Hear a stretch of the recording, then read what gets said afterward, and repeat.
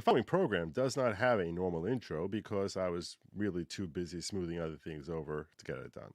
So, Ori? Good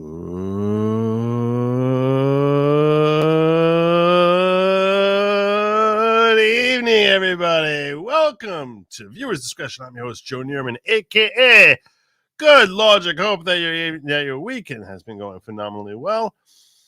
I spent my weekend, this past weekend, by my in the holy town of Brooklyn, the very, very holy town of Brooklyn. Very, very holy town of Brooklyn, and having the phenomenal company of one of my wife's sisters, as well as her husband and kids. And we just got back like an hour and a half ago because apparently it's a thing that if we come to town, all the members of her family figure this is the ripe opportunity for them to gather together. So when I unassumingly said, sure, let's go there for Shabbos, I did not realize that was going to end up becoming that would extend into Saturday evening, and apparently a whole gathering, which is always nice. Just sort of was like a last second type of thing, and I happen to like all these people. Fortunately, that's a nice plus. Like, they happen to all really be good people. I'm just antisocial probably, but it was cool because they had these home movies, and everyone loves watching home movies. But when you're in the home movies, which I was in a little bit of them, and recognizing just how fat I used to be, oh my God, I was enormous. It was like a beached whale with like what looked like my face on it, beardless, but a beardless version of my face on it. And it was but it was very heartwarming to see, like, my youngins and my nephews and nieces when 15, 20 years ago. That was pretty cool. That was pretty cool. So all in all, really, really exciting time. But like driving home, I was so tired. I was like, there is no way I'm not going to crash this car. There's no way I'm not going to crash this car. I know I'm going to be hearing all the jokes of like, oh yeah, sure, you were driving, Joe. I know I'm going to get that. No, I was. Okay. Not going to kid you. On the way out of the house, because the after party was in my brother, my wife's brother's house. So I looked at my daughter, and I was like, there's no way I can get Mama to drive home, right? She just looked at me and she's like, I'm like, fine. I'm supposed to go to work later. This is very exhausting. An hour drive home. Ugh. Yeah. And I gotta tell you, a half hour in, I was like, there's no way I'm making it the whole way. There's no way. I'm just like so tired. I'm so tired because I didn't get my regular nap. I'm not, and I get like cranky. And I was like, you know what? I'm not going to do a show. Even though like the first hour after Shabbos, I was like going through, I was like, wow, there's so much stuff. I really want to talk about this whole Never Nikki thing with Rand Paul. I want to talk about Donald Trump versus Vivek. I was like, there's so much I want to talk about. And I was wiped. I was like, there's no way. It's not happening. When I was like a mile from the house, I was like, I'm just going to go into locals and I'm just going to say, sorry, not happening. But when I walked in the house, I just was reinvigorated with this whole infuse of like, oh, I'm totally awake now. There's something about my house which just gives me energy. Like I can feel the vibe, the pulse here or something. And it's just like boom, boom, boom, boom, boom, boom, boom, boom, boom. And I woke up and I was like, you know what? Why am I not doing a show? I got like my material. I'm ready to go. I've got stuff to get off my chest. I got stuff to get off my chest. I got energy now. Let's go. It was a dramatic story. A little over dramatic, yeah. But hey, it's this guy. I know you. What will you wear when your wife tells you over for us to watch a movie together? I'll be wearing gopher gear. They were talking actually about how like a Honda synagogue that had a possum in Brooklyn. If you're not familiar with possums, they're basically giant rats. They're RUSs. They're really disgusting and scary. They're freaking. And I can't really tell you the difference between a gopher and a possum. There is no difference as far as I'm concerned. There's no difference. All I know is that when they're around me, when they're walking up to me, I assume they're a mongoose. So, yeah. All right. Whew. All right, got that off my chest. Let's talk Rand Paul. That's what I want to talk with you about. Oh, I forgot to give you one of these. I should give you one of these. Got to give you gotta give you your props. I mean, that's just what we do here. So I'm gonna make sure I give you one of my little one of those as a reminder. Like, hey, that was funny. So we'll just give you like a little shout out. Where am I at? That's not how I wanted to do this. So this is. Everyone was very excited when they heard Rand Paul was going to be making an announcement. Very, very excited. Very excited when they heard Rand Paul was going to make an announcement. Everyone assuming that he was going to be telling us who he thinks we should be voting for. But instead, he came out and said, this is who I'm going to tell you to very, very much not vote for. You got to like that because that's freaking based. And when he started, I assume trending. I didn't really check to see if it was trending, but I'm positive. I don't have to ask. I don't have to look. I know it must have been trending. I'm going to go on a limb, and I'm going to say, I'm going to be hanging from this limb saying on Friday at some point, the hashtag Never Nikki was trending because this man do not like Nikki Haley, and he's very clear about why it is that he doesn't. In like 70,000 words going on and on. But we're gonna watch it right now. So let's hear from Mr. Rand Paul and his issues with Nikki Haley. Great, perfect picture of her. Good morning, everyone. As I told you yesterday, I'm ready to say something about the presidential race. I've had a long relationship with Donald Trump, and there's a lot to like there. I'm also a big fan of a lot of the fiscal conservatism of Ron DeSantis. I think Vivek Ramaswamy's been an important voice. Also have listened to and met with the independent Bobby Kennedy. I'm not yet ready to make a decision, but I am ready to make a decision on someone who I cannot support.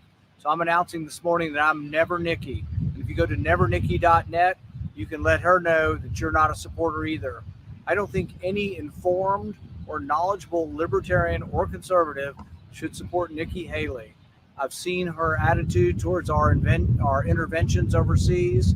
I've seen her involvement in the military-industrial complex. Preach it. $8 million being paid to become part of the team. Yep. But I've also seen her indicate that she thinks you should be registered to use the internet, that people post. Registered to use the internet.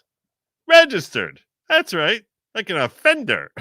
Posting ideas anonymously. I think she fails to understand that our republic was founded upon people like Ben Franklin, Sam Adams, Madison, John Jay, and others who posted routinely. For fear of the government, they posted routinely anonymously.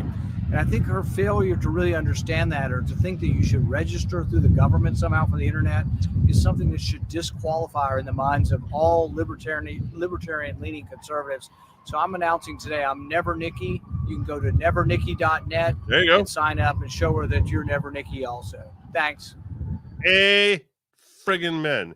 But it doesn't end there. It doesn't end there. He's got, check out his web. This is from his website here. This is his Never Nikki website. A message from Rand Paul. I've been closely watching, blah, blah, blah. Why Never Nikki? Totally going to put I'll add my name to this. Dak. Heck. See, I don't just dox callers. You're welcome. Yeah, there you go. Yeah, so I do anticipate adding my name to this. Probably not on stream. Just because that doesn't seem like the right way to go. So with that, you see, this is where like the whole thing, like, you know, in the event of calamity, you're supposed to like basically hit the eject button, which there is no. You would think that there would be a big red eject button, but there ain't. There just ain't. There's no freaking eject button. Let's check out why never Nikki. Based on her record and campaign, I don't see how any thoughtful or informed. Can make it bigger. Thank you. Bigger. Thank you. Any informed libertarian or conservative should vote for Nikki Haley. If you agree, let your voice be heard. Nikki Haley supports Biden and McConnell and the forever war crowd on funding for the war in Ukraine. Her thirst for war is so strong, she actually said, quote, I'm sick of talking about Department of Defense. I want a Department of Offense. Oh, my God. Wow, she even personally received millions of dollars from the arms merchants who benefit from a war, a conflict of interest that undergirds her eagerness in foreign military intervention. This position isn't new either. As governor of South Carolina, she gave tax dollars to those same arms merchants. They showered her with campaign contributions and a seat on their board when she left office. They probably after she dies, they'll probably make a statue of her. While most others were decrying the mistakes of the past 20 years and fighting for an America First foreign policy, Nikki Haley was aligning herself and declaring her foreign policy allies to be John McCain and Lindsey Graham. Nikki Haley believes in nearly unlimited foreign aid. We've sent over $100 billion we don't have to Ukraine already. She wants more, but this also isn't new. In her book, With All Due Respect, she wrote, quote, humanitarian assistance will always be a priority for the United States. We will always be generous. So I'm going to be very generous with your money. But Nikki Haley's, and let's face it, it's really not your money. It's your grandkids' money. But Nikki Haley's generosity with your tax dollars and her support for all foreign aid in the context of a $34 trillion debt is in no way libertarian or conservative. Beyond the issues of endless wars, Nikki Haley's lack of respect for freedom of speech is shocking to anyone who believes in the Constitution. Disappointed that there's no capital C in Constitution, but putting that aside, this is fairly well written. Nikki Haley believes that all internet posters should be registered and verified. This flies in the face of free American Republic, whose founders wrote anonymously the Federalist Papers and routinely posted newspaper articles and pamphlets under pseudonyms. Yeah, you might have forgotten that, Nikki, but it's true. That's right. Our founders were a little afraid of their government. They said, hey, you know what? I'm going to use a pen name. Our own founders. Anyone who doesn't fully believe in free speech and wants endless wars has no business being anywhere near the White House. But wait, there's more. Nikki Haley routinely praised the mission of the United Nations, the results they achieved, and the people who ran it. First up, her quote, I believe the UN does valuable work. What valuable work? By that, she means your tax dollars, since the U.S. is the primary funder of UN. She repeatedly praised the UN Secretary General, former president of Socialist International, and declared that they think alike. Did I mention that I am never Nikki?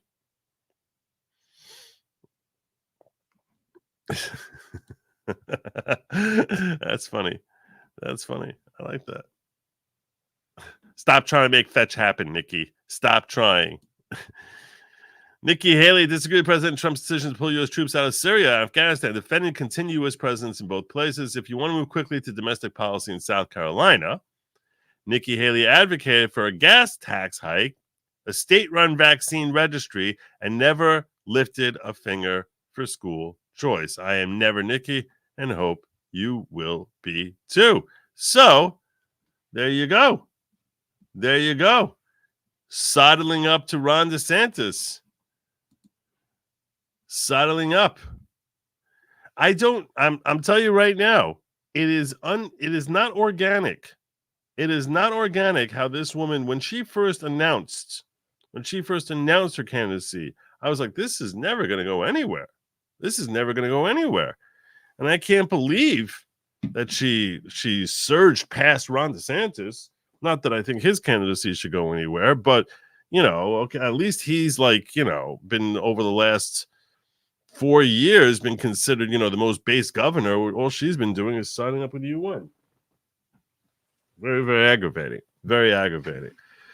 So we got that going on. A lot of people get very bothered by the idea of there being infighting in the GOP. That we're showing our warts, we're displaying our weaknesses, you're exposing your neck to your enemy. A lot of people are very bothered by the idea of there being infighting in the GOP. And I'll tell you right now, I ain't one of those people. I am totally cool with infighting. We need more primary fighting. We need more and more and more of this. We always are talking about draining the swamp. Well, we need to recognize that we have plenty of swamp creatures who dress in red and throw on a red tie or a red skirt or a red blazer or whatever it is that's red, and basically says, oh, I'm all about conservatism, without actually thinking through what the hell that means and implementing policies that have nothing to do with conservative values. Quite the contrary, fly thoroughly in the face of that, usually motivated by nothing short of their own personal greed. And accordingly, it's healthy. It's healthy. We need to watch the watchers, as Robert Gouvet would say. We need a big, beautiful spotlight. Big, beautiful spotlight on these people. So, no, there's nothing wrong with that. There's nothing wrong with that. And frankly, she's so terrifying. As I said, I probably would vote for Biden over that woman. That's how bad she is. People think I'm exaggerating, but it's really close. It's really close. And getting rid of a swamp creature like that who's wearing red is harder than getting rid of a swamp creature who's wearing blue. So, yeah, she could be stuck in there for 8 years doing what her swampiness. So, and then all the calamities are going to be blamed on us because, oh, you see, a Republican was in office. Think of how much weight and baggage we carry from George Bush. It's like we have to wear that albatross around our necks. You want to throw another albatross called Nikki Haley around our necks? Good golly, no. No. I say no.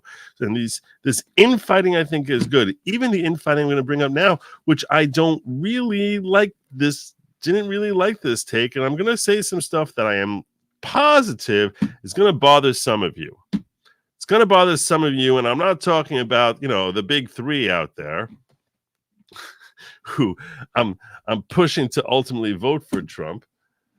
But it's going to bother some of you where I'm going. Just a drive-by, I'm asleep in 10. Well, I appreciate you driving by. I appreciate it. I was asleep 30 minutes ago. I was driving by at that point, too. I was fast asleep while I was driving. Oh, my God. Well, here we go. Okay. So as I'm about to upset some of you here, I know this is going to bother some of you. Well, it's going to bother you. I apologize. I'm apologizing in advance. I'm waiting for this to actually. I don't know why this isn't really working the way I want it to. Come on. Oh, Lord. That's not good. There it is. Got it.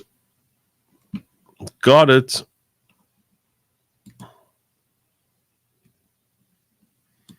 I'm going to jump right in on this as well. Oh my God, how am I getting something went wrong?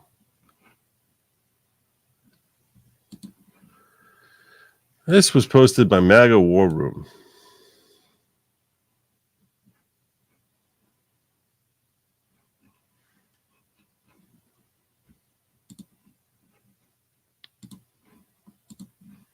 Got it.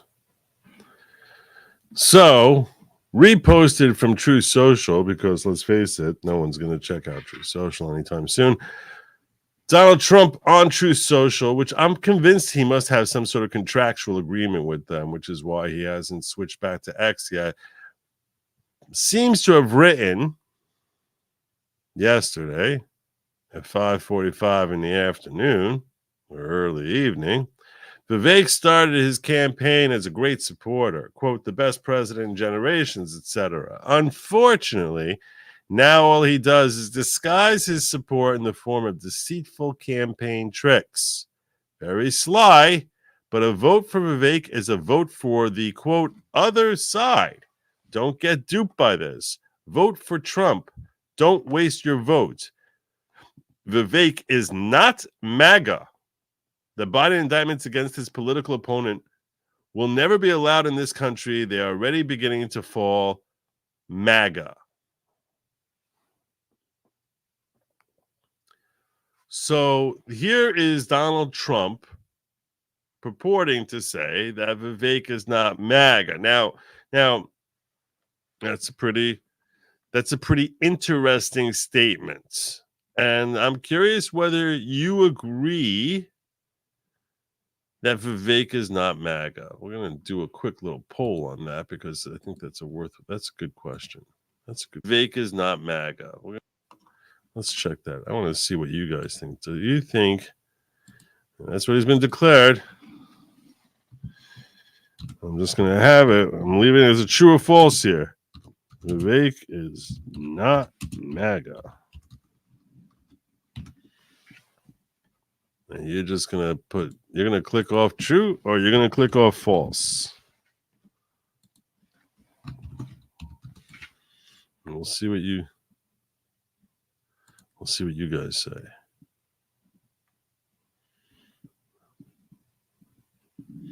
If I had to guess how this poll is going to go, I would say more than 50% are going to say true. But I could be wrong. I don't know. The polls have surprised me from time to time.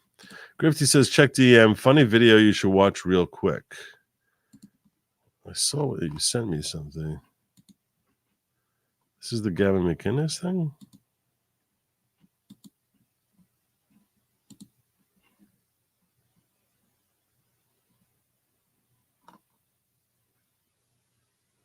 Well, it's the thing with Vivek Ramaswamy that you sent me. All right, I'll do a quick check on this. Haven't pre-screened this. How long are you? Mr. Ramaswamy. All right. Let's check this out. Seems timely. Seems very timely.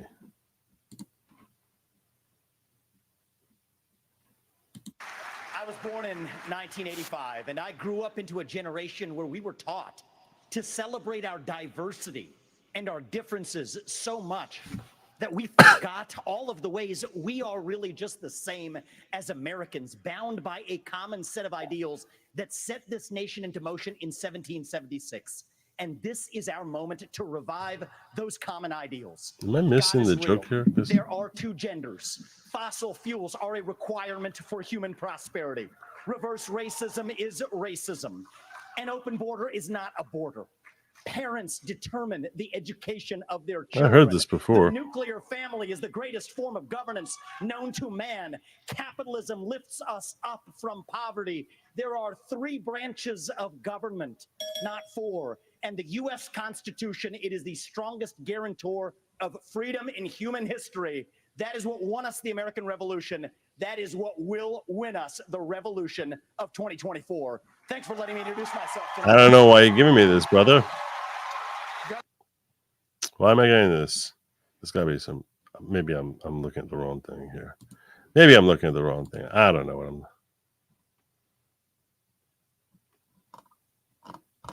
I'm probably looking at the wrong thing. I am looking at the wrong thing. I don't know why it jumped me back up. I don't know what's happening here. When I click on it, maybe you can send it again, Grifty, because what you gave me isn't really clicking proper. All right. Lucifer Doberman says, thanks for opening my eyes on Tuesday. I'm glad for insight even when I don't agree. Thanks for your wisdom. Well, thank you very much. I opened your eyes on Tuesday. What was I doing on Tuesday? Let's see. What was I doing on Tuesday? I did a lot of things on Tuesday. I played some Risk. Did some crack in the cryptic. I don't know. There's a lot of ways I could have. I was teaching some people about the Constitution. Well, whatever it was, glad I could help. I'm really not sure. I don't see the Gavin one. I'm not looking to make you waste money. Does Nikki Haley plan back the WHO's pandemic preparedness plan? Who the hell knows? No person is MAGA. MAGA is a movement. Also, penguins are getting taller. It's been a while since I heard about the penguins. No one's been talking to me about the penguins. Send it to me. I meant send it to me on DM. Oh, here it is. I got it from you now.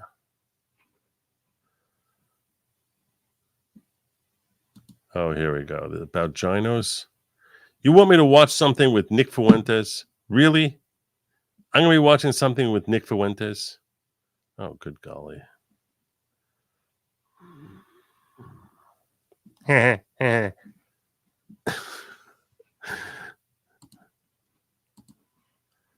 I can't. Gavin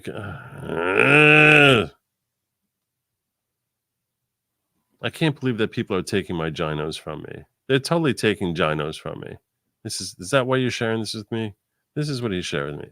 I haven't looked at it yet. This is what he sent me. This is from Gavin McInnes. Is everything you need to know about Jews. The ginos are the absolute worst. Refresh you. I'm going to regret this. I know it. So, I'm from LA. He's from New York. He's not just somebody who's, knows about Jewish people. He's worked with them. He's worked in media. And so it's really interesting to hear the perspective. And so as an opening statement, Gavin, giving the background and a lot of life experience in this area. Shout out to Nick, too, who just realized he's old now. He's found out, he's not one of these young Zoomer kids anymore or alpha kids. He's these old Zoomer boomer guys. Gavin, give us your opening statement. Okay. The highest density of Hasidic Jews is Montreal, upstate New York, and Williamsburg, Brooklyn. That's where I've lived since I was 18. And I think the Achilles heel with Nick's argument is he sees Jews as a monolith. Even within Orthodox Jews, there's constantly these civil wars. So I made this incredible chart to try to differentiate between what I call the four Jews. Okay. And they are, number one, all right. Hasidim. This sounds funny. Brian, you can hit it at any time now. What were you doing there? Like it wouldn't occur to you to drop the hammer at that point? Ezra Levant. Sorry, is that Ezra Levant in the back?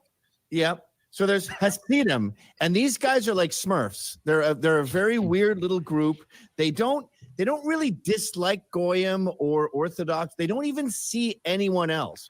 They're living in a bubble, and like the guys in the tunnels have nothing to do with Group 4, who we'll get to in a second. There is kind of like a tip of the hat, like thank you for your service between Orthodox and Hasidim, but not really. Like they have a mutual sense of respect, but they're not in the same universe. These guys are in outer space. So don't drag them in. I don't like the phrase outer space. I wouldn't say outer space, but they are very much out of like knowing anything that's happening in American culture. They're literally just doing their own thing. To anything else here. And these guys are pro-Israel, anti-Israel. Then you have the Orthodox Jews like Ron Coleman. These are our allies.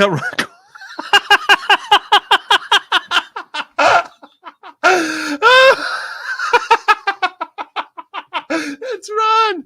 I can't believe that. Oh my God. They got Ron up there. Gavin got Ron up there. I know Ron worked with Gavin. That's hilarious. Oh my God. That's hilarious. They're pro-Trump. They love Christians. They help Christians. They are great dudes, and they're an integral part of every movement, including, by the way, the new right, alt-right, all these new right movements. You need Jews like this and this in the mix. I don't know. They're just good at organizing. Then you have the secular Zionist Jews, not as devout as Ron over here, like Ezra Levant. These guys are friends. They're cool. Your beef is mostly with these. I call them ginos. They're secular. Where'd you get Gino from, Gavin? Where did you get Gino from? They're anti-Zionist. They hate Israel. They're Bolsheviks. They're mostly atheists. They go to temple. Temple's a joke. George Soros is second-generation atheist. They believe in things like female rabbis. And you got to understand that these bitches hate these guys. They do. And these three guys fucking hate this bitch's guts. We do. This is true. Really hates. Like, really, like. Oh, Hasidim don't even hate these people. They don't know they exist. Don't think of these people. Yeah. Like they sort of acknowledge these people, but these guys are in a universe all their own. So these two are the real Jews in the world. These are fake. And most of your beef, like in the media and in politics, is going to be these ginos. Now, the reason that I say I oppose anti-Semitism, well, one of the many reasons is I go, white people have this sense of ethnomasochism. We're altruistic. We want to debase ourselves. We're horrible. We're horrible. You see people from this group, a disproportionate number in media and politics, go, yeah, you do suck. You are horrible. So what whites do is or anti-Semites do is they go, these fuckers made me hate myself. And that's true. In a sense, there are a lot of people from this group saying that white people suck, but you can't put all the blame on them. There has to be some culpability here. And that is why I keep harping about this, because I want you to have some culpability. Before the end of World War II, before Jews took over the media, white people were still like, oh, we suck, we're horrible. You know, we had an American Holocaust in this country. We lost 620,000 men. That's equivalent of 5 million today. Why? Because we were worried about Negroes' rights. We were so altruistic. We were sailing boats over to Africa, you know, in Woman King, the Dahomies. We were like, please stop having slaves. We were more concerned about Africans than Africans were. Or the Indians. We were so worried about the Indians. We had a 360-year war with them, and we were like, oh my God, that we fought. I love them so much. We named our cars, our towns, Ronkonkoma, Mamaroneck, and Geronimo, and Tomahawk fucking missiles. Like, we worshiped the Indians, and they slaughtered us. So whites have this sense of self-hatred, and to blame it on the Jews is a cop-out. It's like Jared Taylor says, you know, it was at the point where if it rains on your birthday, you blame the Jews. And that's what we criticize blacks for. Blacks are always like, man, I can't get a leg up because Whitey's always knocking me down. Well, you're the same when you constantly blame this group. Dang. This group is not responsible. This group is contributing They to your suck. problems. They suck. They suck. But yeah, it's not all your problems. They're not all your problems. They suck. No, there's no equivocation. They're terrible. Terrible. But they're not like the source of every problem you ever had. By the way. But you also, as a white person, need to confront your ethnomasochism. Wow. Okay, so we're calling that. Wow. All right. I'm less bothered that he stole Ginos from me, because he did a really good job with it. He did a really good job with it. Thank you for sharing that, Grifty. That was phenomenal. That was phenomenal. Wow. They suck. I got a picture of me up there next to Ron. I had to share that with Ron. I'm sure he's seen it. That's great. That was so good. Thank you so much. Thank you for sharing that. Did you forget you streamed with Adam and Sitch? Oh, yeah. That was Tuesday. I did forget I streamed that. I did. That was a really entertaining conversation. I was actually thinking about reviewing it here. That was a really entertaining conversation. Oh, so you found me from Adam and Sitch? Yeah, I do work. I work a lot. Especially now. I'm in like I gotta raise money mode. So I've been extending myself even after making hour-long drives and basically falling asleep behind the wheel. Send you an X DM, but what is the best way to contact? I'll find it on X. I'll find you there. Don't worry. The Vivek Trump thing is influence of Laura Loomer. So I'm gonna come back to talk about that, because I think that's where I was up to my conversation when I got a little sidetracked here with some excellent quality material from Grifty, but it did pull me away from addressing this whole conversation. Are you aware of WHO's pandemic preparedness plan? I haven't actually looked at it. What is the WHO's I remember hearing the phrase, but I definitely haven't looked at it. Let me see what it is. WHO pandemic preparedness plan.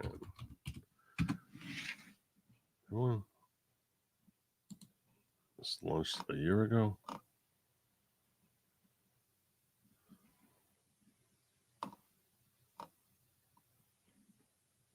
All right, I don't want to. I'm getting pulled in different directions. Let me stick with where I was at here. And where I was at was I was focusing on that. I was focusing on this truth or post or whatever from Trump, which was aggressively coming after Vivek. So I'm going to start by pulling up my poll here. Let's see how my poll is doing. Let's see how my poll is. This is interesting. Okay. This is me. You see me now, watching me. My poll showing 55% say it's false that Vivek is not MAGA. And laced in there, I'm sure, is a certain percentage of you who distrust Vivek. But let's take that out because that's just going to make you all get a headache. But that's where it's at. So 55% of you believe that he is MAGA. I think that, and I asked, and there's one more poll I want to pull up, and that was a poll I put on my YouTube notification. Let me see where that's at. Let me see where that is at. Where are you? No. Here it is. I put up a poll when I announced this asking who gets to define MAGA. Who is best to define MAGA? All right. And this is a very split poll. But this is interesting. So, I said the question was specifically who defines what MAGA is. And it's coming in now at 12% say anybody, 26% saying people who identify as MAGA, 31% say Trump, 11% say it's me, and 21% say Lawgic. All right.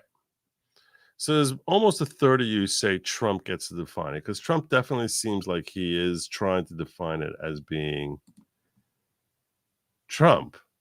I mean, that's basically, when I read this, I was not pleased with this post because it sounds like he's against me, and that makes him not MAGA.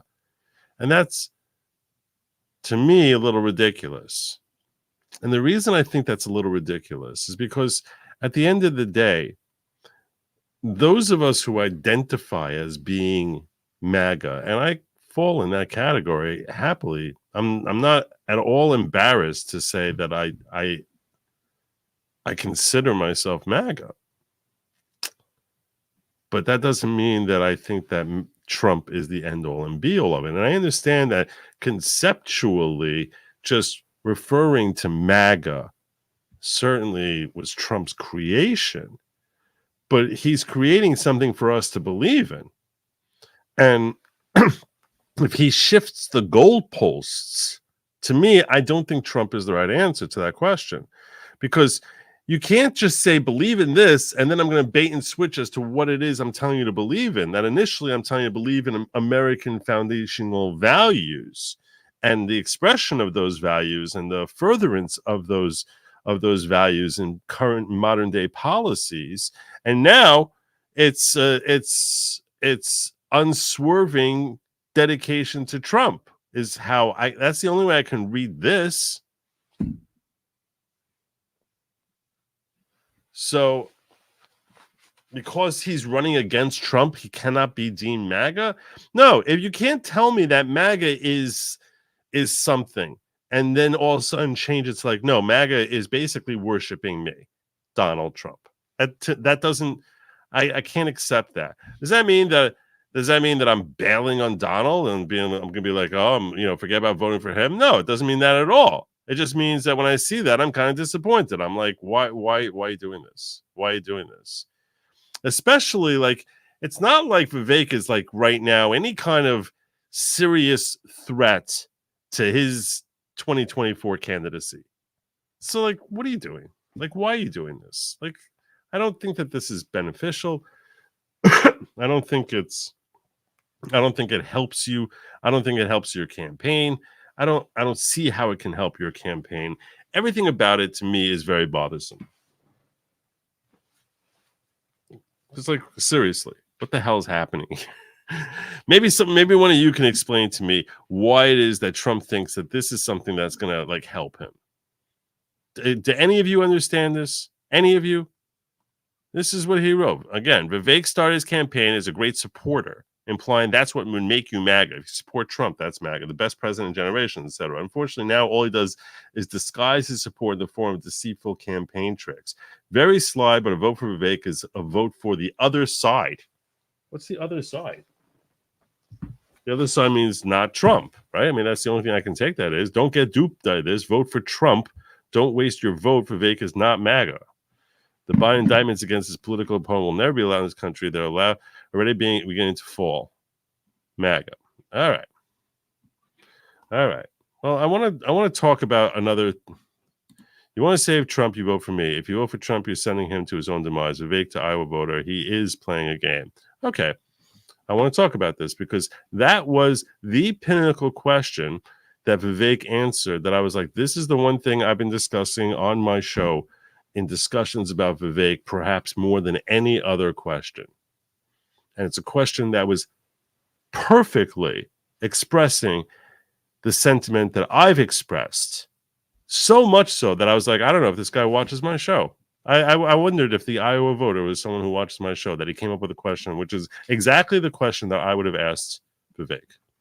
And I'm going to share that with you right now. And we're going to listen to his answer, and I want you to dissect his answer. And I want you to think to yourself, is he really, Vivek sort of answers the question, and most people who I've spoken with, who I brought up his answer to, felt like he answered the question very well. But I don't really think that.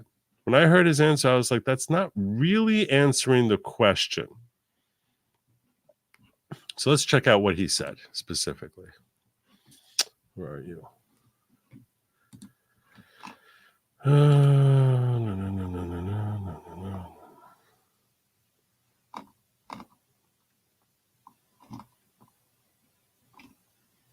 I think this is it.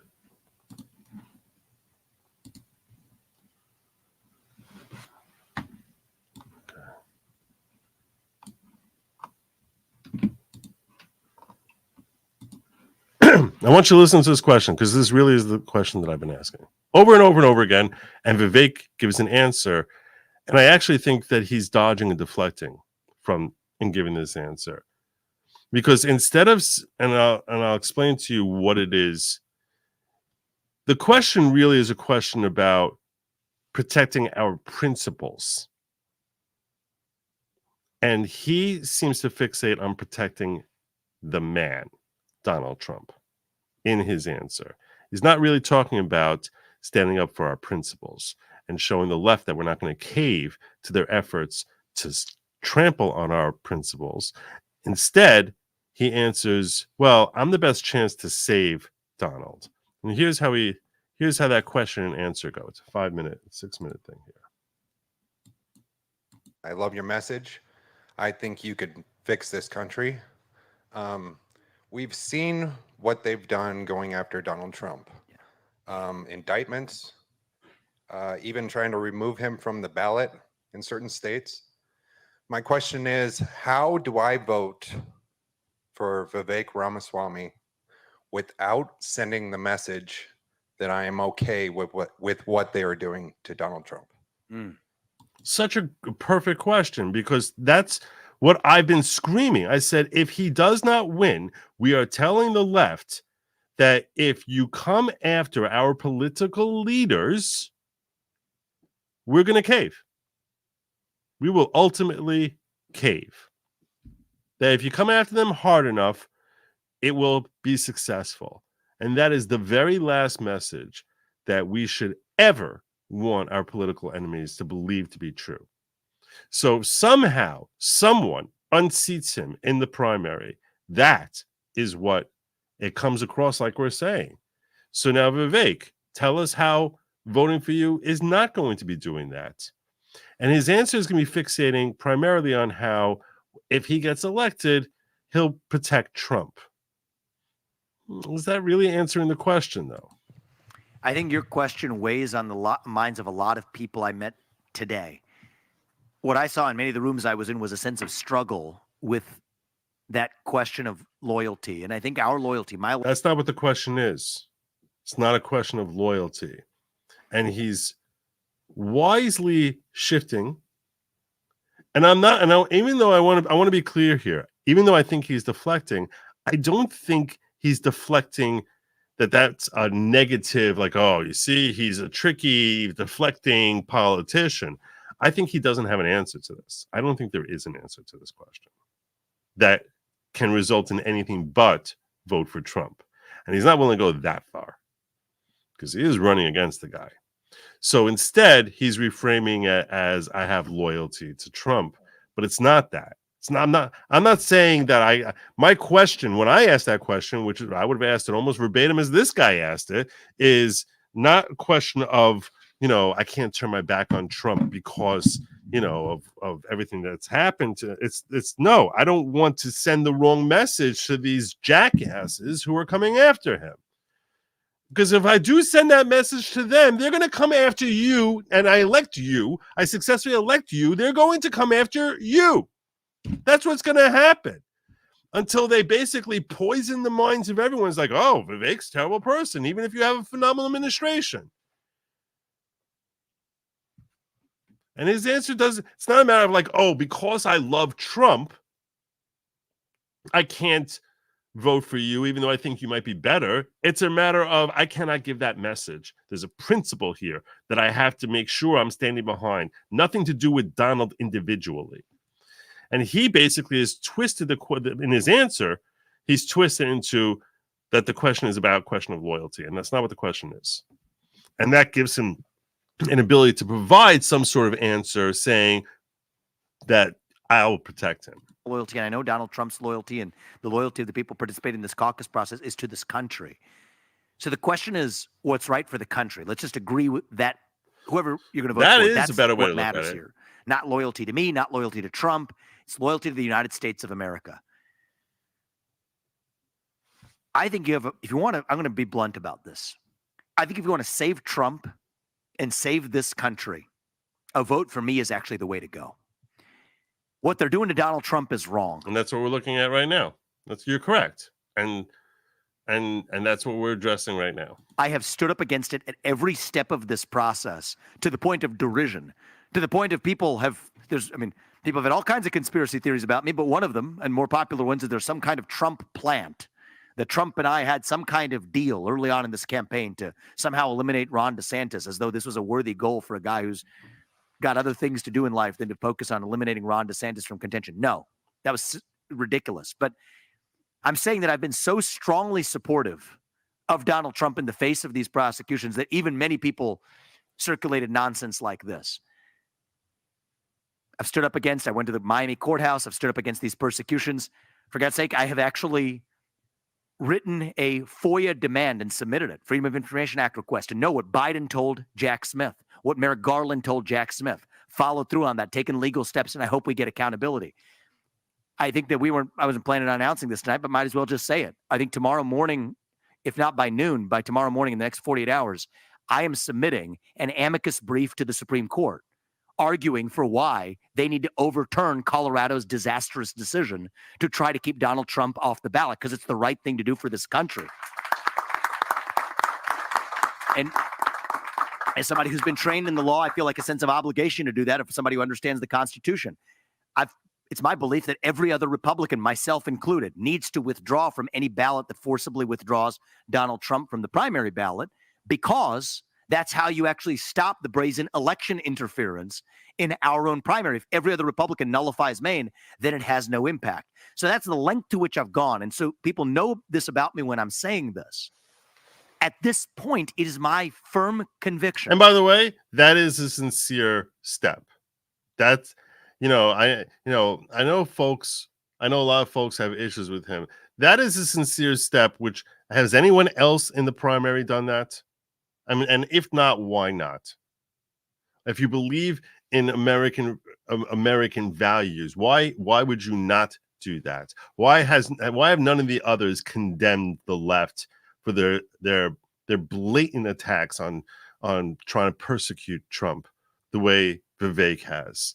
You can disagree with Vivek all you want. You can think the guy's a shyster. You could think he's shady, he's a con man, whatever it is you want to believe about him. I'll tell you this much. He's the only one saying what every stinking one of our politicians should be saying. So is he lying? I don't know. Is he a con man? I don't know. It's possible. I can't look into his heart any better than you can. I'm simply saying, at the very least, he's saying what should be said, and there's literally no one else who is. No one. No one else is saying, I will take my name off the ballot if he's not there in the primary. Filing a freaking amicus brief for the guy who is his biggest competitor in a primary. I mean, that's putting you have to give respect to that. You can't to tell me that's insignificant, or even tell me you want to tell me it's insincere. All right, look, maybe he's doing this as a way of positioning himself for 28, knowing that, hey, I'm not going to take Trump out in 24, and this is a way I can position myself. And if he is, you know what? I still have mad respect for him. I still have mad respect for him.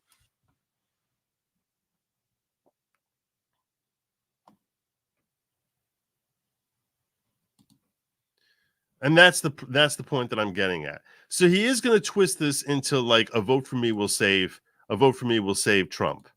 That's how he's going to twist it. There's no other way he can frame this. But it's not really an answer to the question. That this system, which has ratcheted up the threat level one by one to eliminating Donald Trump from the ballot, will stop at nothing. I'm increasingly certain will stop at nothing to keep this man away from the White House. So I think the best way to literally save Trump is to at least have arguably somebody the system might actually, even some elements of it, prefer less than Donald Trump for what I'm bringing to Washington, D.C. And I think that's also what this country requires. And he's in such a weird position because the last thing he wants to say is they like me more, because that's not something that you or I want to hear, right? I mean, he sort of is like he's walking, and he knows that he's walking into this minefield. This is a tremendous minefield. What are you going to say? Well, they like the left likes me more. He's like, well, they don't hate me as much because they don't really understand what I am yet. But he's sort of like, what? It's a crazy position. This is such a bizarre position for a politician to be in. Understand this. Trump has 20 times the support that he has roughly right now. 20 times the support. I mean, he's a reporting error compared to what his total support is like the plus or minus in any one of these polls as to how much support Trump has. That's his entire support is the plus or minus amount in how much Trump has. I mean, that's like, it's a joke compared, as far as him being able to take down Trump at this juncture. And yet he's standing up for Trump's ability to stay on the ballot. He's screaming against these prosecutions left and right, calling it a political prosecution, and properly recognizing that this is purely political motivation. Something that everyone in the GOP should be freaking about if they actually cared about American values. But you know what? They know their necks are not on the chopping block because they know, most people in the DNC are just like me. That's what a Lindsey Graham thinks. That's what a Mitch McConnell thinks. That's what a Nikki Haley thinks. They're never going to come after me like that. They'll treat me the way they treat George Bush. They're never going to come after me the way they would come after Donald Trump. But they would go after Vivek, assuming he is everything that he's purporting to be. So he doesn't want to fall in as being, I'm another one of these swamp creatures. This is why they don't hate me as much. This is why they'll never come after me. But like at the same time, he's in this lose-lose position, no matter how he answers this question, because at the end of the day, Ginger Ninja's correct. There is no good answer because at the end of the day, it is serving to tell the left that we're okay with it. And the only answer he could give is, well, if I do get in there, I will protect him.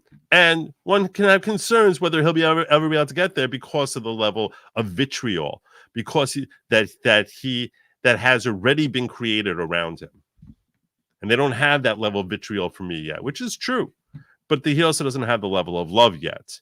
This is why I keep saying that when Trump's name is on the ballot, it serves to increase the ballot totals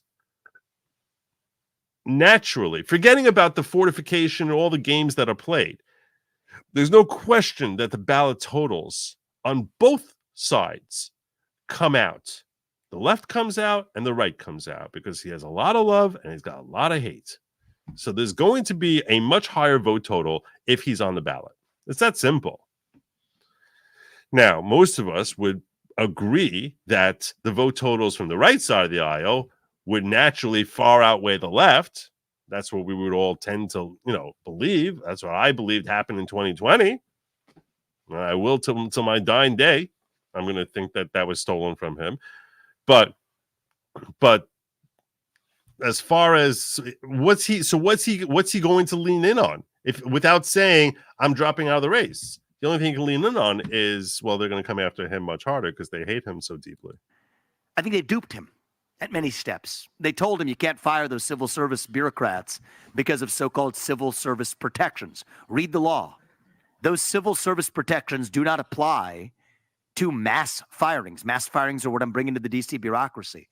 So I will honor the man, and I have, and I think it's the right thing to do, and I will do it as the next president because he kept us out of foreign wars that didn't advance our interests, and he grew this economy. Those are no two small accomplishments.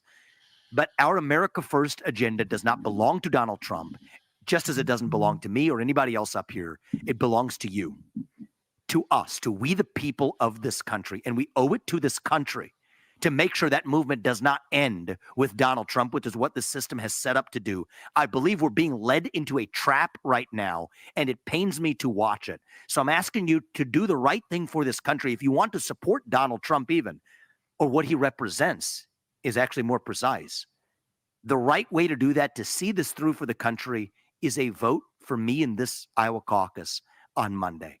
And I think, is it really for right what he represents, or is it for him? That's really the question. That's the part which doesn't really add up with what you just said. There's an emotional component to this. I actually think we need to vote with our brains. There's times when you vote with your heart. There's times when you vote with your brain. Your heart can get you to the doorstep of why America First matters. But now voting with your brain is asking, are you going to look back? Here's the thought experiment that I'd like for every voter in this state to go through. And I think a lot of them are considering myself for Trump heading into Monday. Do you think you're going to look back a year from now and say, whatever, God forbid, happens this year, say we were shocked by what happened? I mean, last time it was a man-made pandemic and a tech-rigged process leading up to an election that we all know was absolutely an unfair election. That was last time. What do you think they're going to do this time? Are you going to be shocked next January and say, oh, I was shocked that happened? Or are you going to say we should have seen that coming? And I think it's exactly going to play out. If it's not me in the nomination slot, it's going to play out exactly the way I laid out. It's going to be Trump in a two-horse race versus a puppet who they can control. One way or another, they're going to eliminate him. We're going to look back and say that should have been obvious, when in fact, right now, people are behaving as though it's not. And eliminate them literally could be offing him. Let's not lose sight of that. It literally could be offing him. And we're going to regret the result. And I don't think there's a good chance. I don't think we have a country left, not the same country that we know and love. And so we owe it to this country and to our founding fathers to make sure the 250-year experiment does not end this year and that we have yet another 250 years and then some left to go. That's why I'm asking you to vote for me. If you want to save Trump and save this country, vote for me. And I hope that gets you to the place where you make the right decision for this country. Thank you, man. So, and I think Ginger Ninja, I think this is a fairly astute thing. I do hear that also. I hear this when I end up hearing Vivek said is I need to come in second in case they take Trump out. If Nikki is second, they'll nullify Trump. And basically, don't worry about Trump not getting the nomination. He's going to get it. He's going to get it, but make sure I come in second. Go to the 109-minute mark on Vivek's most recent live stream. He talks to a Trump voter on the fence.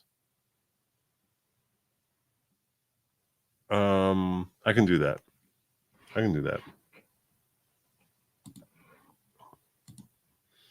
He's saying Trump is done before it starts. Vote me. Yeah, that's what what's he gonna say? Look, I'm gonna tell you this. He could have gone a far more aggressive route. He could have gone a far more aggressive route if he was so inclined.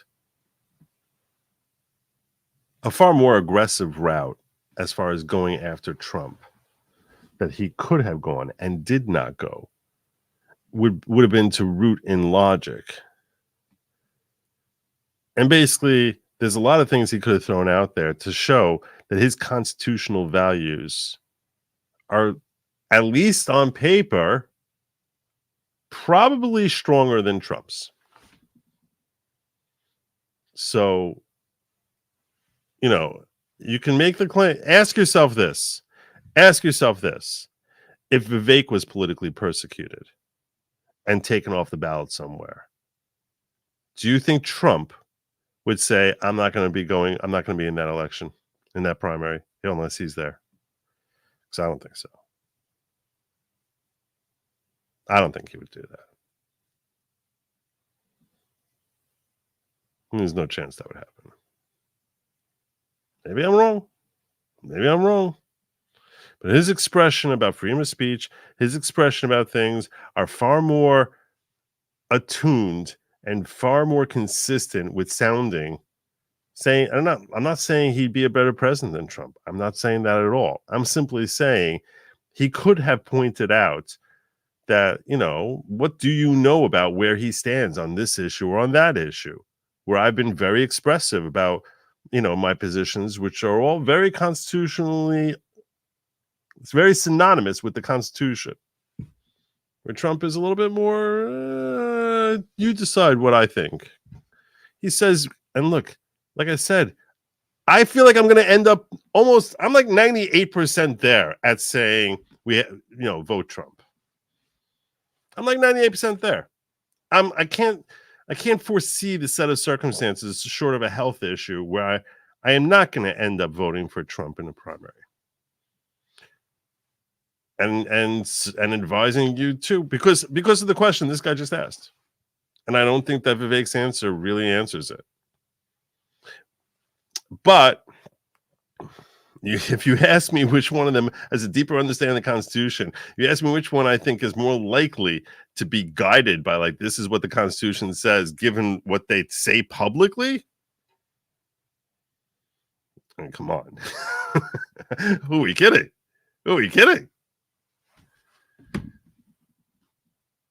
I think Trump did a phenomenal job as president.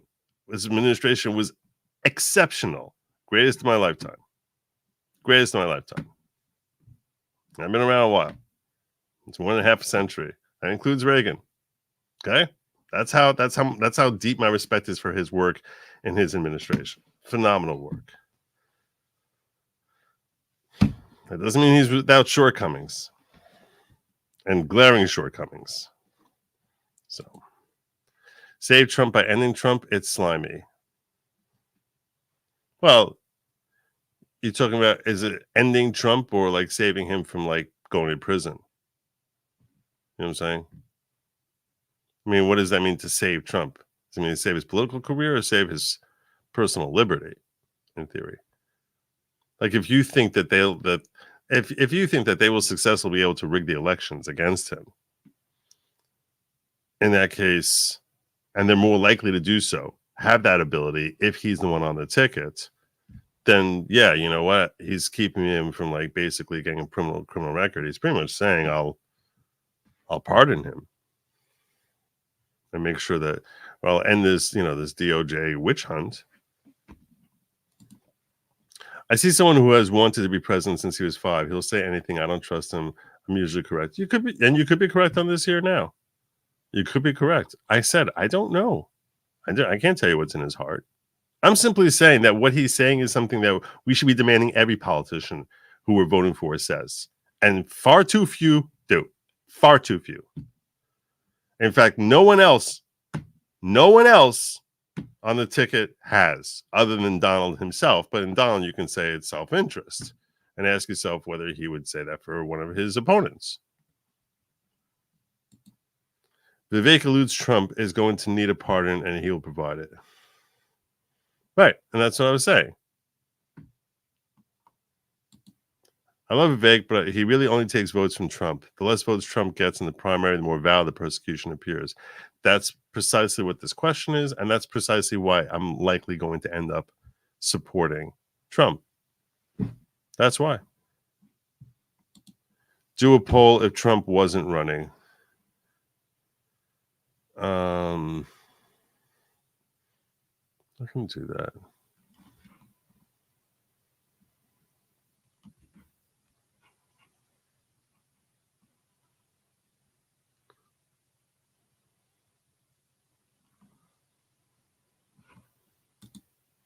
You think Haley will drop? I'll come back to that. I can do that. I think that's not a bad poll. That's not a bad question at all.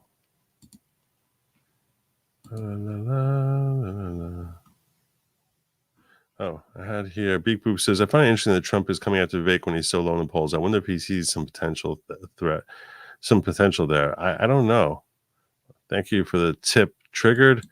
Registering to use the internet sounds like something I'd hear from China, not a U.S. presidential candidate. A purportedly conservative one in Nikki Haley. Gross, disgusting person. Terrible, terrible, awful. A purportedly conservative. Oh,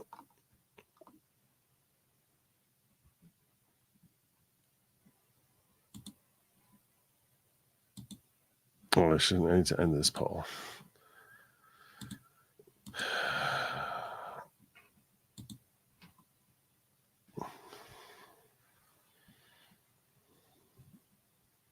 I can put Vivek in it. I can put RK in it. All right. Start a poll. All right.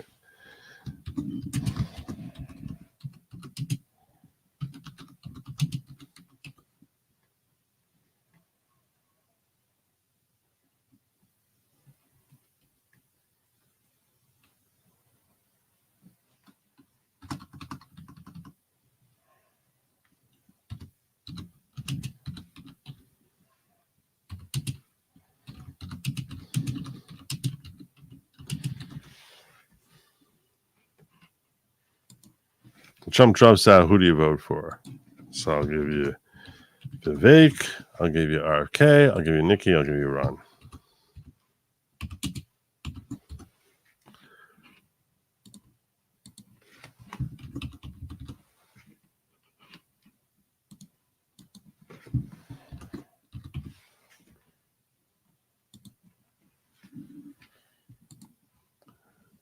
I think you're correct, Ryan. That not trusting Vivek is a meme, and more people should be smart enough to see past it. No politician should be trusted in the way that line implies. On locals, I was breaking down a stream which was talking about all the different forms of attack on Vivek. At this point, to me, looking to 2028, I don't see anyone who's in the same sphere as him. I'm looking at 24 and saying 24, this is Trump. This is Trump time. This is Trump time. But looking to 28, I don't see who else there is. RK is okay. He's okay. Some things about him I like. But yeah. Let me clear off some of this stuff here.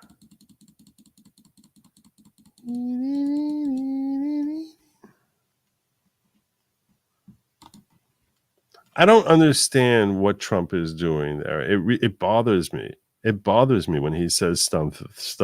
It's not MAGA. You can basically say he's slimy. You don't have to say he's not MAGA. Like it's like so very.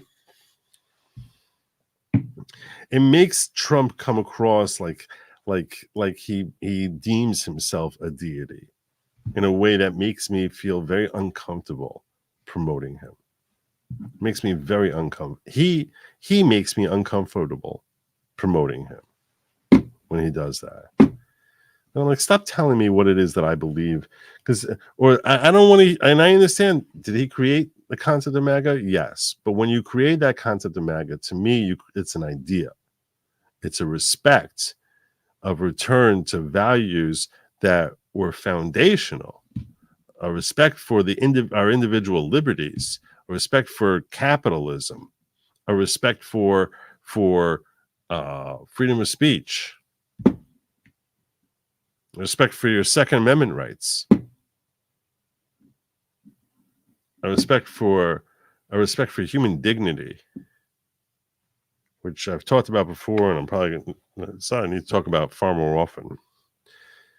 All these things that an equal opportunity, irrespective of someone's race, gender, religion, etc. These are things that I consider MAGA. I do not consider MAGA Donald Trump. So I don't think Donald Trump telling me that he's not MAGA is cool. It bothers me. I'm like, just stop it. Him saying that makes me feel like Donald Trump is not MAGA. It's like, if you don't think he's MAGA, then I know you created it, and it sounds crazy to say it, but I'm like, that's like such a, I don't look at pettiness as being MAGA, because I don't think that's part of our foundational values, and it comes across as petty. Bothers me. Just bothers me. Show us on the doll where Trump touched you. I said so many great things about Trump. In this stream, I called him the greatest president of my lifetime. Like, what the hell? What more do you want than that? But if you're looking for someone who's going to sit here telling you that he's a walking deity, I'm not your guy. I'm not going to do that, and I don't think that that's part of American values either. So, and that post from him makes him come across like that's how he views himself. It's a very alienating thing to me. It really is. Vivek, stock sales before his run will be a problem. Well, I can show you something about his stock sales, which make you realize that it's probably not really true. If you're talking about that whole thing, what was it with Avirant or something like that? I'm not looking here to sit here pushing people to vote for Vivek over Trump, because I'm still at a place where I personally plan on voting for Trump. So how am I supposed to tell you that? I just showed you this, and I said, and I started this off by telling you he's not answering the question. And even though a lot of people say, oh yeah, he really does answer the question, I disagree with that take. I think he's answering a question as to how he can save Trump personally, but that's not a question. That's not an answer to the question as far as on the principle of what message we're sending. So it's like everyone feels like I feel as if people, my audience here, are taking this as if I'm attacking Trump, when I'm saying, I started this off by basically saying, I don't think Vivek's answering this question, because I don't think there is an answer to this question, because I think we are forced to vote for Trump, who happened to be the greatest president of my lifetime. But basically, even if I found someone who I thought potentially was better, I still can't look in that direction, because otherwise the left is going to misinterpret that as if their stupid, corrupt, evil tactics are successful. So it's like, even if I thought Vivek was a better candidate, I still can't go there. So somehow, if you think that that's not sufficiently glorifying Trump, I don't know what to tell you. I'm not here to glorify anyone. I'm telling you based on like what people say and what messaging they're giving, and what they show me about themselves. Saying you're MAGA is like saying I'm not a Fed. All right. I'm not sitting here with a shirt that says MAGA. I'm simply, just stop it. I'm not going to get defensive about that. Tagged in Vivek's response to Trump's post.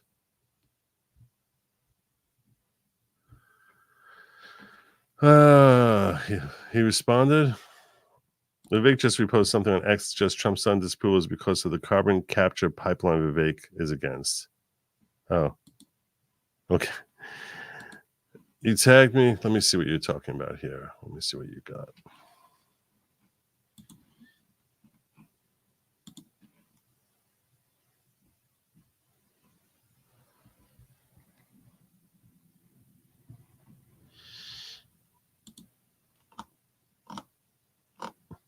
Now in stream says I suggest Trump was showing us that Vivek is owned by globalists who want a one world government, not MAGA.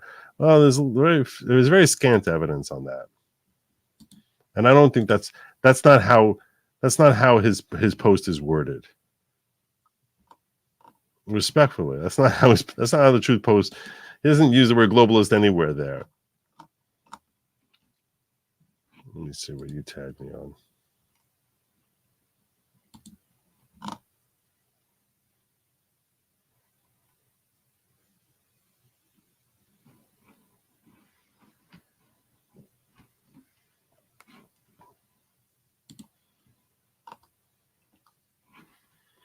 So this seems like it was his response.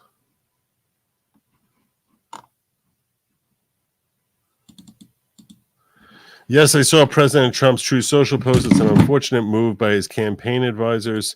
I don't think friendly fire is helpful. Donald Trump was the greatest president of the 21st century. I'm not going to criticize him in response to this late attack. I met tens of thousands of Iowans across 390 events here, and they are deeply worried, and so am I, that this system won't allow Donald J. Trump anywhere near the White House again. It seems they will stop at nothing to keep him away from power. I'm worried for Trump. I'm worried for our country. I've stood up against persecutions against Trump, and I've defended him every step. I showed up at the Miami courthouse in solidarity following his first federal indictment, filed a FOIA demand to the Biden DOJ. I submitted an amicus brief this week with the U.S. Supreme Court calling on them to overturn Colorado's ruling. I pledged to remove myself from Maine and Colorado's primary ballots if they remove Trump, calling on DeSantis and Haley to do the same. But we have to open our eyes. Last time it was a man-made pandemic and big tech election interference. Now the same billionaires funding the lawsuits against Trump are the ones trying to prop up Nikki Haley. The same MSM blasting Trump is lavishing praise on Nikki. They want to narrow this to a two-horse race between Trump and Haley, eliminate Trump one way or another, and trot their puppet into the White House. We can't fall for that trap. 1 year from now, we won't look back and say we were shocked that happened. We'll kick ourselves for not stopping it. Our movement must live on. America First didn't start in 2016. It started in 1776. We owe it to our founding fathers to do the right thing for our country. I want to save Trump, save his country. Let's do it together. You won't hear any friendly fire from me. So there you go. It's a pretty classy response.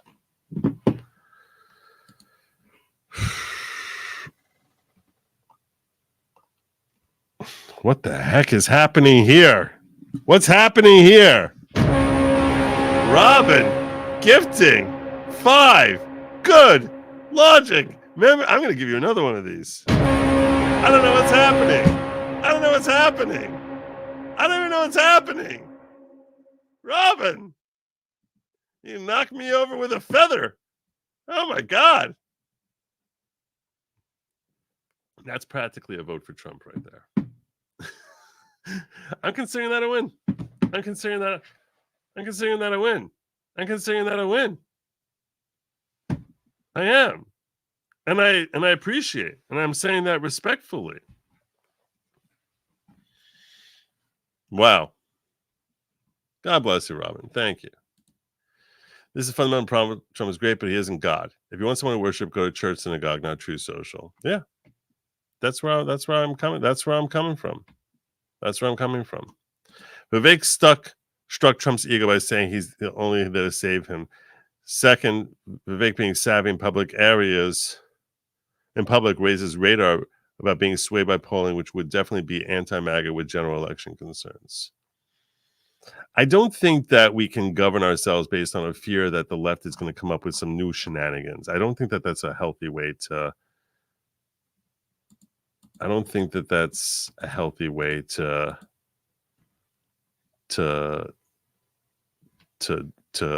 operate.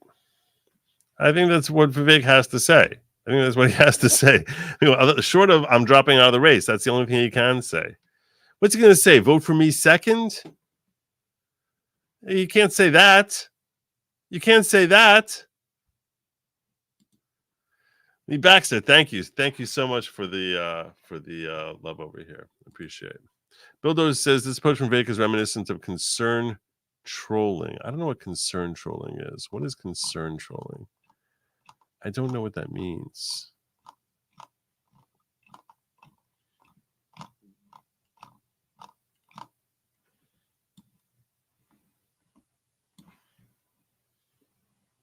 If you want, I'm looking for you, Bill Dozer. If you want to follow up on that, because I don't know what that means. And Richard Daniel Jr. Gifting 5 good Lawgic memberships. Now, you might be one of the people who was just gifted a membership by Richard Daniel Jr.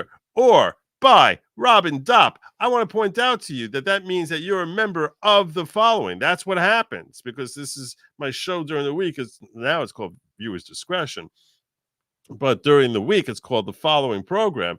So people who become members become followers. Now, the first thing I should point out, first thing I should point out, most importantly, is people think, well, who am I following? You're not a follower of me.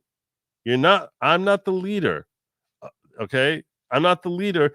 And this is not a cult type of cult at all. It is not at all a cult type of cult. Okay? Not at all a cult type of cult. And just to prove that, just to pound this home, okay, that even though it's the following, the stress is about community. It's about unity. It's about personal growth. It's about a despising Marxism. That's what it's about. But there's no squirrel mutilations, no goat sacrifices, no self-harm, no harming others, no Kool-Aids, no vaccines, no tracksuits, no launching yourself into outer space, no throwing virgins into volcanoes, active volcanoes. Inactive volcanoes we're sort of iffy about. Mild farming, no self-jabbing. Self-jabbing is bad. No stabbing yourself in the leg. No self-harm at all, really. No self-harm. Always making sure that you consult with your doctor for all of your medical needs. Obviously. A full and deep recognition that I am not a doctor and that I do not dispense any medical advice and that I only dispense legal advice to people who are paying me money. And I don't mean a super chat. I mean literally sign a retainer. Okay, but there's no tracksuits. We got that. There's no Cosa Nostra. There's no blood oaths. So, and this for all of the above reasons, this is 100% not a cult type of cult. So we're all on the same page here. But welcome to the following: community, unity, and personal growth. It's currently 53 with the wind chill right now. That's not because of the following. Oh, negative 53. Negative 53. Global warming. It was like 60 in Brooklyn today. And then it got very wicked cold. It got very, very wicked cold. Or the squirrel really deserves it. There's no squirrel mutilation. Squirrels, there's no squirrel mutilation. Sometimes that squirrel got to go. But there's no reason to mutilate him. Sometimes a squirrel gotta go. We all know that. I'm not the first one to notice that. But I was looking for a cult. I'm bored new friends and want Kool-Aid. Look, I'm just saying, this is not, I'm sorry, then this is, I can't help you. I can't help you. It's not a cult type of cult at all. Not at all a cult type of cult. So I think that covers that. Someone wants me to go to Vivek's latest video and check out at 109. Which I said, that sounds like something I could be able to do. Which I wonder if he's going to say anything different than what we read here, because I doubt it is, because it sounds like he found his talking point, and this is what he's going to be going with. So he's likely going to be saying something very similar to what we heard him say in that last clip, and similar to what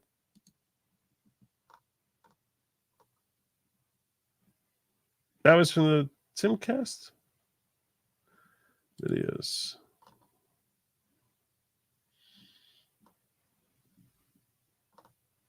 I think that was at 109. I think that's what the clip was. I don't know. I don't see the video here. I'm looking for it. I don't see it anywhere. I'm on Vivek Ramaswamy. This is what I got here when I go here. Vivek Ramaswamy, 385,000 subs. I don't see anything that's an hour and 9 minutes long. 43 minutes, 31 minutes, 304, 31, 617. I don't see this at all. That's in the videos. Go to home.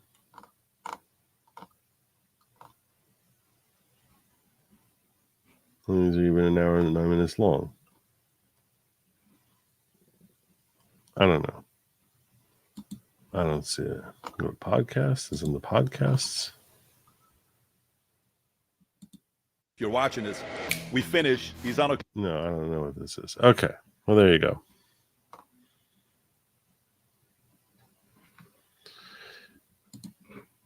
There's no tracksuits. What can I tell you? What can I tell you? You want tracksuits? Go and join the Cosa Nostra.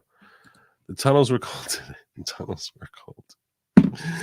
I had my family grilling me about the tunnels. They were asking me about none of them knew anything about the tunnels.